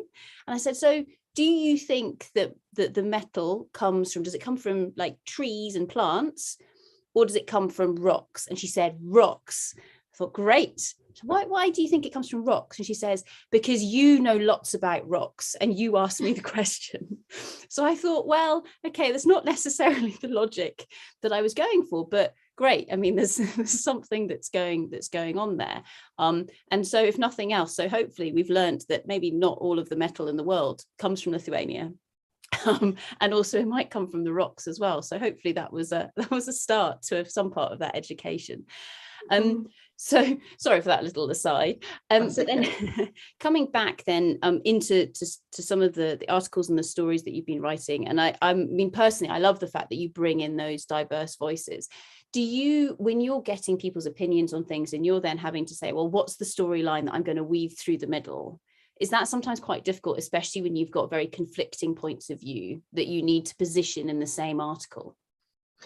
It can be really difficult. And I think that's my responsibility as an editor to make sure that I don't downplay anybody's opinions. I actually think it's more interesting when we do get contrasting voices and opinions within an article. And yeah, it's my responsibility to make sure that everybody gets an equal say and that their words are portrayed accurately. And as you'll know, we've worked together on articles. I always send out drafts to people beforehand so that they can just read over their input. Because quite often when we're talking about mining on a phone call, face to face, you know, we will go down all these little rabbit holes. People will say things that they don't, you know, it can be quite emotive that they don't necessarily want to appear in print. But in having that conversation, it gives me a much wider perspective, I suppose, and a better understanding of the subject. So for me, giving people a chance to review what they've said is really important. And at the end of the day, you know, good journalists, we don't want things to be published that are inaccurate or B, going to upset or offend people, particularly the ones who have contributed. You know, they've been kind enough to bring their views to the table. And sometimes they are quite different views, particularly on the intelligent miner. And I want to encourage them to come back, basically, to keep having these conversations. I don't want to scare people off. And quite often people are scared of sharing their own opinions about mining, not just the factual stuff. So yeah, it can be tricky. But I think I quite enjoy that challenge. Yeah, no, exactly. So why do you think people are scared to share their honest feelings? Oh, because there is so much backlash against the mining industry, because there is this lack of education and understanding about the mining industry and what we do. There is a huge lack of transparency. And that is the reason that people don't trust mining companies. And I think, sorry, what was the question again? Go back to that. I've started to go off on a tangent. No, it's great. So why do people find it difficult to actually go out there and say, well, this is what I actually think? Yeah, because so often there is backlash. There is backlash and misinformed backlash at the end of the day. And I mean, for instance, look at the Brumadinho tailings dam failure. I hardly saw any mining executives, I'm trying to think of an example, who stood up and said, you know what, the industry has failed here. Mm-hmm. We've not done what we should, but here's what we're going to do to make it better. And I think the reason for that is that the people were genuinely scared of the backlash. But I think in owning those failures, in talking about them and saying, yes, we're going to do better, that garners respect. And that is going to be the start of building that trust that we need to secure the social license to operate further down the line. We've got to talk. We've got to open the doors and show people what's going on. Yeah, brilliant. So, Carly, any final words of wisdom you want to share with us? We've put the link to the Intelligent Miner into the chat, and we'll make sure that it's available on the website and everything for people to view. When's your next edition coming out? The next article will be next week. So it's just a running publication, a weekly thing. Final thoughts, keep an open mind, I think. Read, speak to people, get the broadest possible outlook that you can on all of these topics. Strive to educate and inform yourself, even if there are areas that you don't understand, areas of mining that you don't understand, or areas that you feel slightly unsure or icky about, that you're not comfortable with, because that's where we're going to grow. That's where we're going to see the greatest change. Fantastic. Thank you very, very much, Carly, for joining us here today. Absolutely fantastic. Brilliant. Round of applause. Great.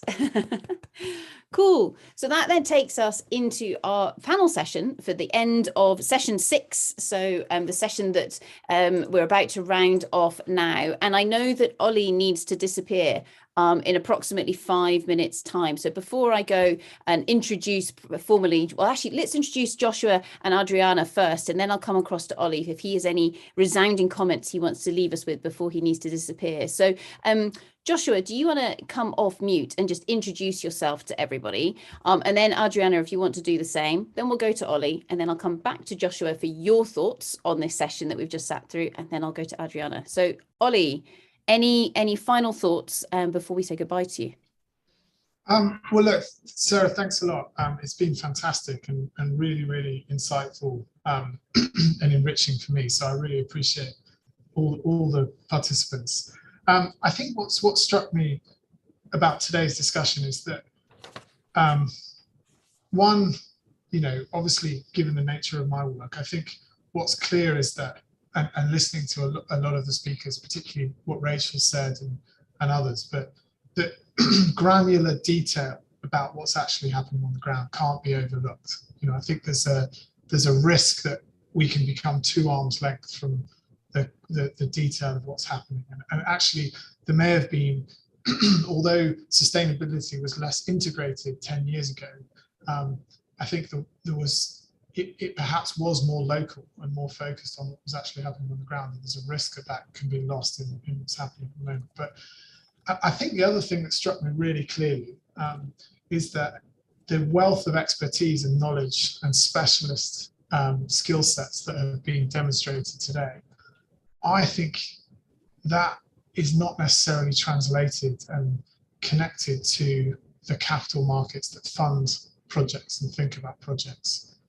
I'm not sure whether I've developed this into a recommendation, but it strikes me that the people I interact with, particularly on the capital market side, who are thinking about financing mining projects and metals more generally, they don't know nearly as much as what's, as they're just not in a position to be as informed as they could be. So thinking through ways in which that can become the kind of knowledge that's been shared today can be translated into that sector of the economy, I think is really key. As I say, I haven't really thought through how that might work, but it seems such an obvious point. But yeah, as I said, it's been really fascinating to listen to everyone. So thanks a lot. Brilliant. Thank you so much for that, Ollie. Let's give him all a round of applause, because he needs to disappear off and speak to some of those lovely clients and maybe inform them, which would be great. Indeed. Yeah, I'll try. Thanks very much, everyone. Take care. Brilliant. Thank you very much, Ollie. Great. Joshua, let's come to yourself. Do you want to introduce yourself and then maybe feed in your thoughts, that kind of just resounding themes from this morning, and then we'll go to Adriana. All right. Thanks, Sarah. It's great to be here. So I'm Josh. I'm currently a Knowledge Exchange Fellow at the University of Exeter for the People and Mining Network, which I might plug quickly at some point. While this role is pretty new to me, I guess my interest in mining reaches back a good few years, almost a decade. I've been kind of stumbling across Gavin Hilson's master's course. If anyone's spoken to him before, I think you'll know his enthusiasm for change in the mining industry.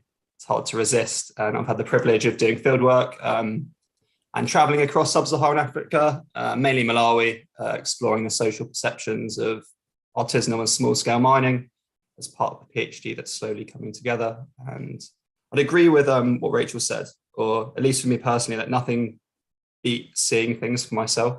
It was only really going there that made it real for me. I'll quickly just plug People and Mining so we get that out of the way. And so People and Mining is currently an online space hosting panel discussions and workshops that bring together diverse people and share an interest in the intersections between mining and people. So I imagine everybody here, which is great. And it's just a huge range of backgrounds, whether it's geology, social science, mining, politics, and across industries as well, like academia, and as well as academia and policy. Well, we don't have policymakers at the moment, we'd like to, but development NGOs is certainly part of the group. And we're just hoping to widen conversations. Basically, just covering what everyone said here. I feel like I'm just repeating myself, which is, I guess, great in some way that we're all on the same page. But we're just looking to break down these traditional boundaries that exist, whether it's disciplinary or professional, and try and learn from one another and network a bit and take these opportunities to improve. It's very similar to what Raw Responsible Materials wants to do, and many others here. Because there's this wealth of expertise already available, and a lot of it is just translating across these boundaries.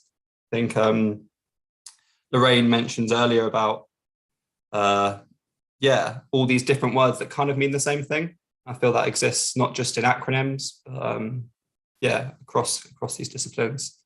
So we've had a good first year. We're all pretty new. We recently had a 2-day low to no cost workshop with Ore Deposits Hub and Social Practice Forum, kind of helping educate on community communication for exploration geologists. So hopefully that feeds into a bit of the spiel I just gave you about bridging these boundaries. And we're just looking forward to the next year and more projects, more workshops, and we'd love to hear from anyone that's interested. So rounding up what's just been said, that's a tough one. I've got a plethora of notes in front of me, and it's trying to work out what to capture. But I guess for me, the overarching message is things are changing and there's a real drive for change.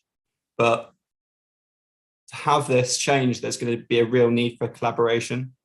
And that's what's so great, I think, about this panel and how it's been sculpted together. You have people from such different backgrounds, whether that's engaged in politics, journalism, social experts, people in business and finance.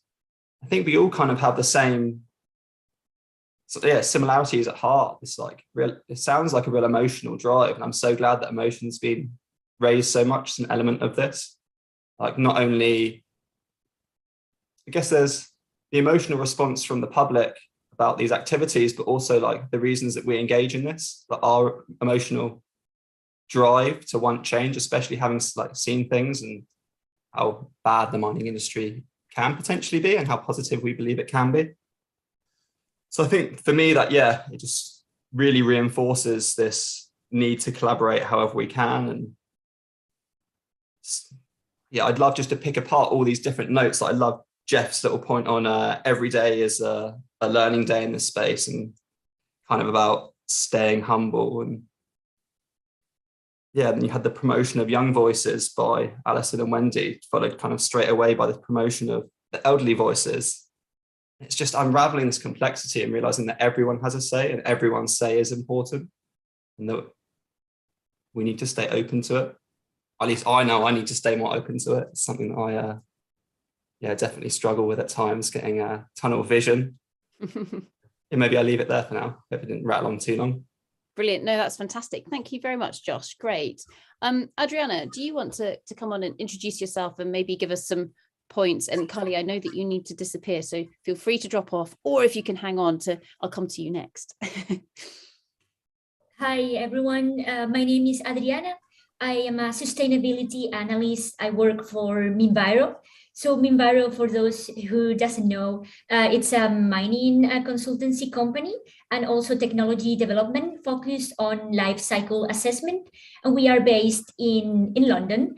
So what we basically do is quantify the environmental impacts of mining companies as well as battery manufacturers. So we help them target the environmental hotspots within their process and within supply chains. So first of all, I would like to congratulate all the speakers for such compelling presentations. I think all of these presentations we've been hearing this morning has been like really reached the point of the whole conference. So looking at what is the just transition of mining and whether we are on the right track to unblock this just transition. So just to share my thoughts with the panel and with the whole audience is like, well, first of all, I'm gonna give my personal view from the point of view of the environmental and the social aspect, since it's more what I'm more experienced with. But also I don't want to neglect all the economic and other social and political aspects which I am aware exist. So I really enjoyed the presentation from Lorraine. So it was really inspirational. And this gave me a lot of food for thought. Like, are we on the right track? Because sometimes what we think is the mining industry still lagging behind? For example, in terms of these Mine 4.0 or in terms of even sustainability. Because we hear a lot of ESG. We know we are going to be discussing that this afternoon. We are discussing a lot about sustainability, but what is this really? When we read, for example, sustainability reports, we sometimes come across funny numbers, complex numbers that we don't understand. So from my point of view, in order to evaluate the environmental impacts of the mining sector and mining processes, we have to consider and evaluate everything from a whole perspective. We need to see the whole picture. And I think this is something Oliver mentioned in his presentation. We have to consider upstream processes as well as downstream processes. And this is, in my opinion, what is going to allow you to make informed decisions in order to make strategies. For example, in terms of supply chains, we've discussed this today, and we've discussed that also in previous sessions in the conference. So how I see that is that we have to follow 4 steps in order to unblock this just transition of the mining sector, which begins to looking at the whole picture. The whole pictures in terms of social aspects, in terms of environmental aspects, and all the other factors. And again, we have to think about what data we have available. So I'm a sustainability analyst. I work with data. And I know environmental aspects can be fairly easy quantified and put it into an impact category. For example, that's what we do in life cycle assessments. But what about life cycle assessments of the social aspect? That is more tricky because the data we have available for that tends to be more in the qualitative side of things. So this is something about the ESG ratings and why people are not so keen into that, or if they have mixed feelings about that. The third step, how I envision that, would be the step of making informed decisions and also following the strategy that you want to achieve with that in order to decarbonize your supply chains, which in turn will decarbonize the economy. That's what we are all aiming at. And the last step, which I believe is the most complicated, maybe the panel members agree with me, is how you communicate that information. I mentioned early on that sometimes you just stumble with funny numbers, really complex, and you don't know how to interpret that. So I think something we have to vouch for is how we present that data so that everyone can understand it, no matter if this person belongs to the mining sector or has no idea about that. So this is some of the key takeaways I've taken from today's session. And yeah, I'm looking forward to discussion. Fantastic. Thank you very much, Adriana. Carly's unfortunately had to drop off, but Jeff, I'm going to come to you first. Any just general reflections from the session that we've been through? And then Rachel, I'll come to yourself. I guess I kind of had, there's so many thoughts and so many good opportunities. My initial thinking was that we're all pushing in the same direction, but there seems to be a disconnect somewhere between the data that we have and the action that's taken. So if we take the DADA principle, data, analyze, decision, action, there seems to be a disconnect between those who are making the decision and the analysis that they're providing or provided with. And so how do we get that wider socioeconomic analysis into the decision-making process? Whether that be in a company, whether that be in into politics, whatever it may be.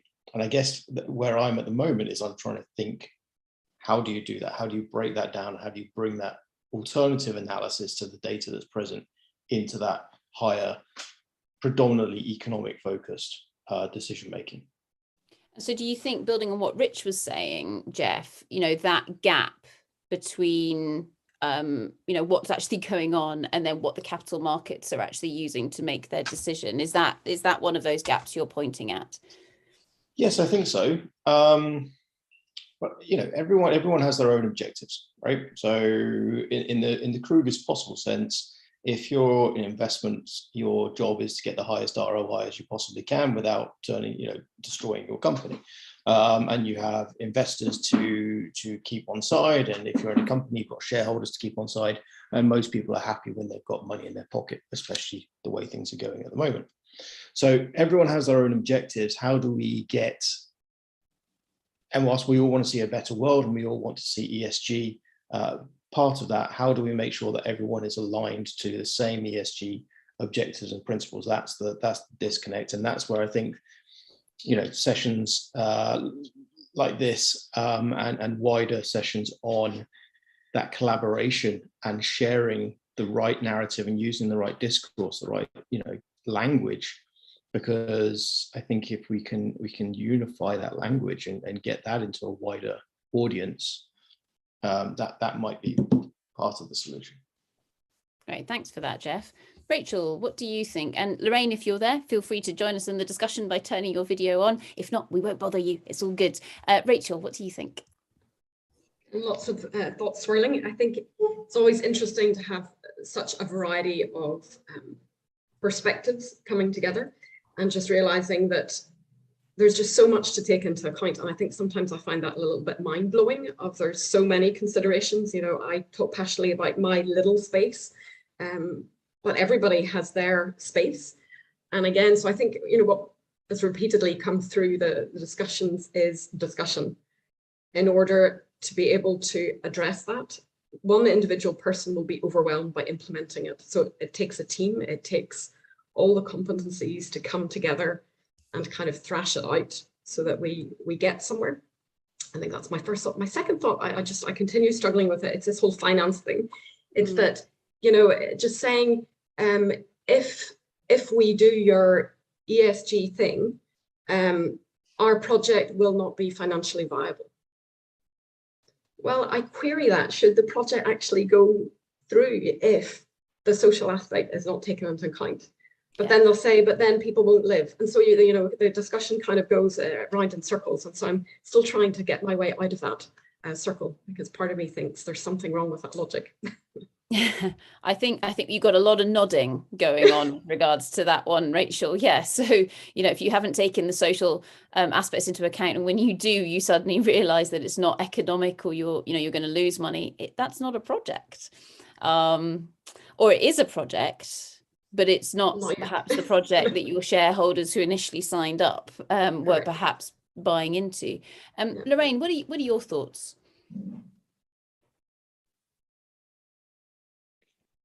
I need to tell Rachel, I was so glad to hear you tell it like it is. You know, I went to a workshop recently on presentation skills, and we were told right at the beginning, split your audience, be controversial, say, and immediately you'll know who's on your side, who's not on your side, might as well go home or switch off. And, you know, in my field, which is also quite niche, as I said, indirect procurement is your office supplies. The whole way through your company, you're spending money, and the whole way through, you need to think of a just transition. It's not about closing down a coal mine and starting to build wind turbines. You know, that's impossible. It's to look at absolutely everything the whole way through. Yeah, so, I mean, I loved it. I learned so much. And my son's best friend works for Anglo. And to hear the incredible work they're doing, it's just so encouraging after all these years. So thank you, Sarah. It was a brilliant event. Well done. Oh, thank you very much, Lorraine. That means a huge amount. Thank you.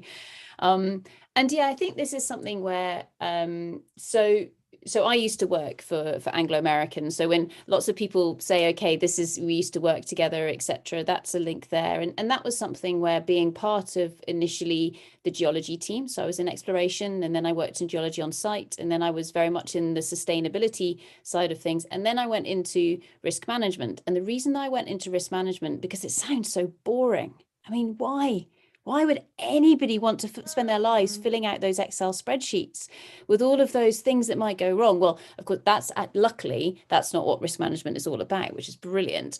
But the reason that I did it was because I thought, okay, even in this company where actually sustainability is a big part of the culture of the organization, is it always taken into account with all of those big decisions? And I think the honest answer was sometimes yes, sometimes no. Whereas if you can get it in through, say, that integrated risk management avenue, you can then say, you know, to Rachel's point, okay, we can either make money or we can have some social development. How do we balance this so that we get that sweet spot? And if that sweet spot doesn't exist, perhaps this isn't a project, and we need to be prepared for that. So I very much agree with kind of very much what you guys are saying there. Jeff, just coming back to yourself with regards to government and the change that we're seeing in Westminster, etc., at this precise second in time, do you think that they are beginning to see the magnitude of the complexity of what we're looking at here? Do you think that's beginning to come through, or they're still trying to go, hang on a second, we're in this bit of the cycle, we therefore need to work out what this mineral strategy is by that date, otherwise we've kind of missed that ever turning calendar? I think 2 years ago the government didn't look at supply chains, and if you speak to the MOD or you speak to BEIS, the supply chain to them is 2 stages back, and so that fundamentally misunderstood what we're trying to deal with. In Westminster, yes, it has changed. There is you've got BEIS, DIT, Cabinet Office, all pushing in the same direction, FCDO, all now looking at critical minerals and how do you develop a critical mineral strategy, including the entirety of the supply chain, because without that, saying you're going to become the Saudi Arabia of wind suddenly looks like a a bold statement without any foundation, floating wind perhaps. Anyway, so there is a fundamental change. I would say that the cycle has gone out the window. They are just chasing some kind of strategy because, and COVID plus the ever increasing bipolarization of geopolitics plus Ukraine has demonstrated that actually we are seeing the world being stretched. We are seeing collaborations between partner nations, but ultimately we're in a race against them as well. We're in a race against America, we're in a race against Europe. And so I think the penny has dropped, and they are now understanding that actually, you can build a car anywhere, but they'll go to necessarily where the supply chain is. And so everyone is slightly, yes, it's a rush now. And what we have to make sure is that rush decision is not incorrect. So that the rushed data and analysis doesn't lead to the wrong decisions and actions later on. Brilliant. Thank you very much for that, Jeff.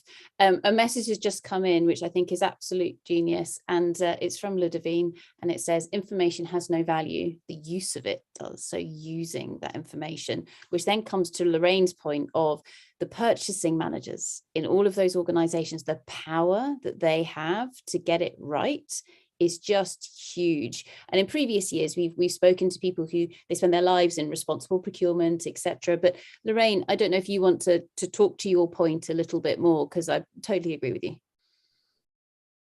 I think that, yeah, they're true. I mean, everything's got to get bought. Everything comes into a company and goes out. So where it comes from, what you do with it, and where it finally ends up, the procurement and supply chain manager can control all of that. And what I used to do, I did all the procurement for 82 hotels. And I wanted green long before anyone knew what I was talking about.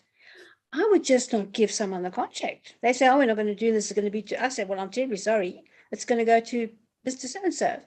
And then another workshop I'm running at the moment is the risks for supply chain managers as impacted by climate change.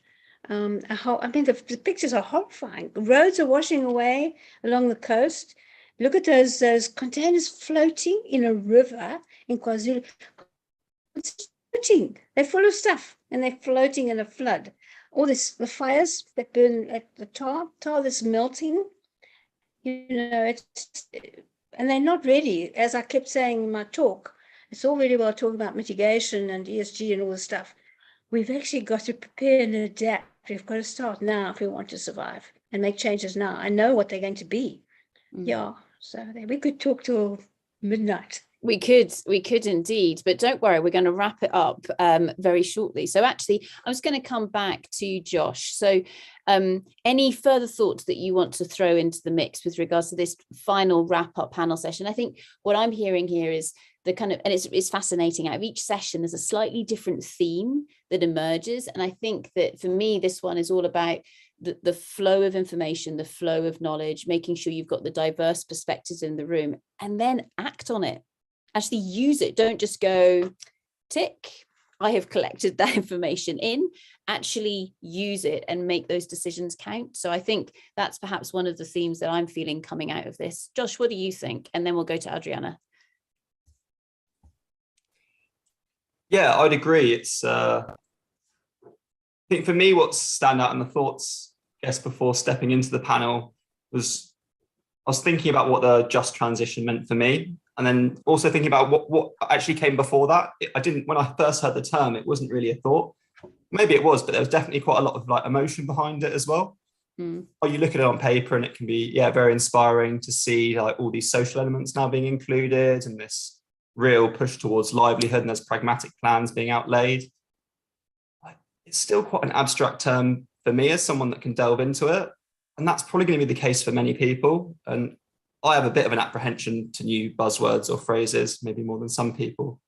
This kind of inner pessimist might shout more rhetoric and what about reality? And it comes back to what Rachel says, what about, walking the talk? And it's a very emotional response, I think, based on a legacy of, some or potential policy decisions and interventions.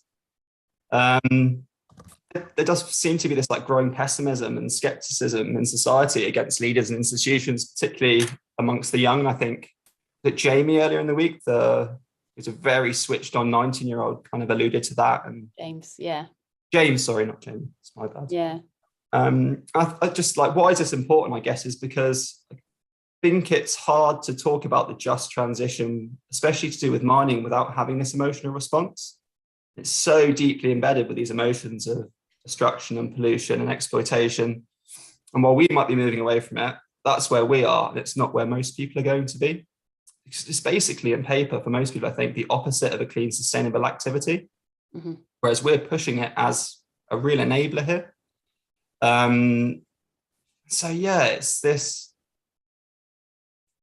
I'm not too sure exactly what the issue is, but if it is this mistrust, maybe it is building this trust, and that's where we can really kind of have some kind of impact. We need to speak to these emotional underpinnings that people are going, leaning towards. And for me, those take a lot longer to unpick than the rational thought. And it's actually a much harder area for me to explore. And that might just be me. I think I probably speak to what a lot of men, at least in my generation, and maybe younger, that I've been exposed to. So yeah, I hope that, I don't know, maybe you have to prepare to step into these more hostile audiences and be prepared to step into their shoes, rather than just trying to get them to step into our shoes, meeting people where they are, rather than where we want them to be. And that might be in the 70s, or it could be in the 90s. I don't know why I'm using time here, but maybe it's generational, and maybe it's not. Everyone's going to be different, especially throughout cultures. So I think for me, it's going to be about open and honest exchange. And that starts within these groups, these panels, with each other. And hopefully, we can build trust with each other, and we can collaborate, and that can spread out. And it sounds tough, but I do take hope from it. I think for me, while there might be this like little inner pessimist that pops up sometimes when I hear of these brand new plans, it's really inspiring to just hear all the new ways of thinking and doing that seem to be far-fetched. Even like a few years ago, like the concept of blockchain, or even having a panel that's talking very open about emotions, it feels fantastic. I just hope, that we can take small steps with each other to work on ourselves as well as working on the industry, and just keep having these conversations, and where we can be wrong. And hopefully this isn't just another domain to potentially, I guess, get attacked, because there's definitely an apprehension, I think, from a lot of people in the sector of not wanting to say like the wrong thing, when from what I hear in this panel is there's no real clear right, but we just have to try and feel it out and hold integrity in high regard. And Fantastic. Thank you very much for that, Josh. And recognizing that a lot of these subjects are incredibly emotional, and yet having really striving for that empathy, and acknowledging that we need to respect as many of those different voices and perspectives as we possibly can, and bring them into the discussion. So brilliant. Thank you very much, Josh. And yes, and go and take part in their discussions as well. So fantastic. Adriana, how about yourself? And then I'll go to Rachel. So coming back to your point that I really like about the power of data, how you do with the data, what you do with it in order to get value from it. I think this is also coming along with how the business model of the mining industry is developing, and how young experts are coming into the sector. So I really like what DPI Mining does, attracting research and development and new experts into the sector. So I think we have to revolutionize the way we think about the mining industry and how it goes about, even with the deal. I mean, how we deal with the data, and in order to get value from it, as I mentioned before. So those are my two main points from the conference, and I was really happy to be able to share with you. Brilliant. Thank you very much, Adriana. Really good to have you part of it. Rachel, do you want to add anything? And then we'll go to Lorraine. I don't know, I guess both Jeff and Josh sparked a little thing in me there. With Josh, I think saying it's about emotion, while I agree with that, and we tend to have an emotional response, it kind of made my heart sink, because I thought no mining person is going to respond to emotion. And that's one of the main things I was told starting out, is that if you try and tell somebody that it's the right thing to do, or, you know, shouldn't we, whatever, you're just going to get laughed out of the room. And I think there's hard data behind what we're saying. I don't really think it's all about emotion, where there is an emotional response. You know, as Lorraine was saying, facts are containers are washing away, roads are washing away, communities are starving. Climate change is affecting the way people live and operate. So anyways, so I was just thinking, we need to present the facts. We need to present the hard data. It's not, I was once berated by one of my bosses for being emotional, and got quite frustrated, because I was actually, but I'm presenting you hard facts. I am telling you, you know, this is what is happening, this is the way, and this is where it's heading. Now, interestingly, 3 years later, he came back to me and said, I apologize. You are actually right. So anyways, so that's just, we need, if we want to go forward, we really need to have a case. We need to have hard evidence. We're dealing with engineers, statisticians, finance people, and they deal in numbers, they deal in facts, and they don't at all really deal with the emotional side. So I think that's the first thing. And the other one was Jeff, and it's also a little query I have. I was kind of surprised recently to hear that for a company to be on the London Stock Exchange, the governance code is optional. And I was kind of, well, what do you mean it's optional? How is that possible? And so I was just thinking, you know, I really appreciate work being done in that space, because there's obviously still a lot to do. I was kind of just assuming that we'd already got to the stage where this was a non-negotiable. I think Jeff's nodding. I'm not going to put him on the spot right this second. Lorraine, how about yourself? And then I will go to Jeff. Just to say, you know, we've got to end off our talks with good news. I always do, which I couldn't do today. 20 minutes is far too short. There's a hope. I've been doing this for 50 years. I worked with the Environmental Protection Agency. They were brand new. And we were trying to understand why the trees were dying in our way. We called it acid rain. They didn't even know it was emissions from the cars in those days. Who was working on hemp? Wendy? We were on a huge big hemp product with the United Nations, and we built a hemp house in Cape Town. And government was supposed to build us facilities to turn the hemp into bricks, cabinetry, fabrics or whatever, and they never did. They let us down. So in fact, the friend who did it is suing the government, and he moved his farms up to Zambia. The other thing I was going to say is ESG, what worries me, the kind of thing that Rachel picks up and speaks up about, is that if you're looking at the whole product, you've got to look what they do with it at the end. Like if an agricultural chemical company, he's all over the place. I won't mention any names because it is so green, ESG, tick, tick, tick, tick, tick, tick. Meanwhile, he's poisoning soil, rivers, the air, and the workers. His product is poisoning people. How can he claim ESG? Coca-Cola, same story. They have no intention of cutting back on plastic. They've just opened an enormous plastic factory in Tanzania and shut down a glass factory in Tanzania. Yeah, so I think there was something else I wanted to say. When you can't remember, guys, it's about intelligence, nothing to do with old age. They're very clever people forget what they were going to say. So stay in touch with me. You are all wonderful, and I am so encouraged about what I've heard today. It's been really good. Thank you. Brilliant. Thank you very much, Lorraine. Fantastic. And Jeff, any comments from yourself? Oh, I've really enjoyed the discussion. I think it's great that there's so many people all pushing in the same direction, albeit from slightly different areas. And it's just sparked a thought in my mind, which, and maybe I'm well off, but this is from the discussion that we've just had. If you imagine a £5 note in your head, that can mean anything to anyone. Like to my daughter, that's the world, that's magazines and sweets and everything else. To someone else, that might be their lunch. You know, everyone's value of that £5 is different, albeit that the amount of money stays the same. And when we look at expenditure of money in a mining or an extractive sector, ESG often wouldn't be seen within that £5. I'm going to spend £5. That's OPEX, that's energy, that's plant profit. We need to make sure that ESG is also seen. So when you look at that £5, it's not just all those things, it's also expenditure on ESG. How do we get to there? I don't know, but I'm hoping that finance will start to see the value of that £5, including ESG, which all of you do. So that's my thought. That's brilliant, Jeff. And I think as well within that, you've got, the threats that you're kind of helping to prevent with part of that £5. But then actually the fact it's not just £5, it's actually £20. Because if you're spending it in the right way, that's what you're actually creating.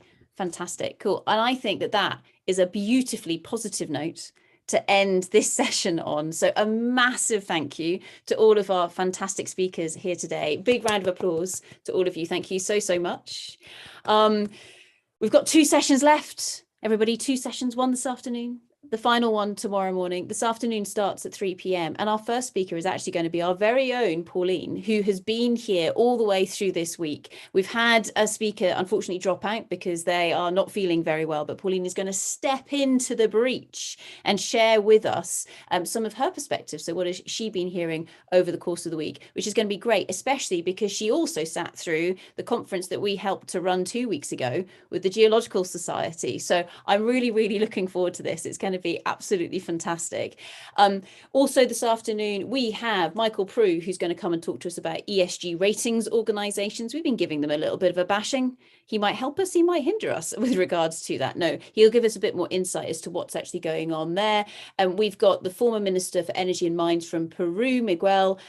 We've got Manuel from the World Wildlife Foundation. We've got Stuart McCracken from Teck, so one of the world's larger mining companies. We've got Paul Monks, who's the Chief Scientific Advisor to one of the big government departments. And then finally, we've got Christopher Reeves, who has had his sleeves well and truly rolled up in different aspects of the sector across the last little while. And we're going to be joined by Val Malteus, who comes from one of the really quite dynamic mining companies based in North America. So a really interesting lineup this afternoon as well. Please do come back and join us. Also, of course, you can catch us in all of those recorded sessions on the internet. Thank you very much, everybody. Have a nice break and see you soon.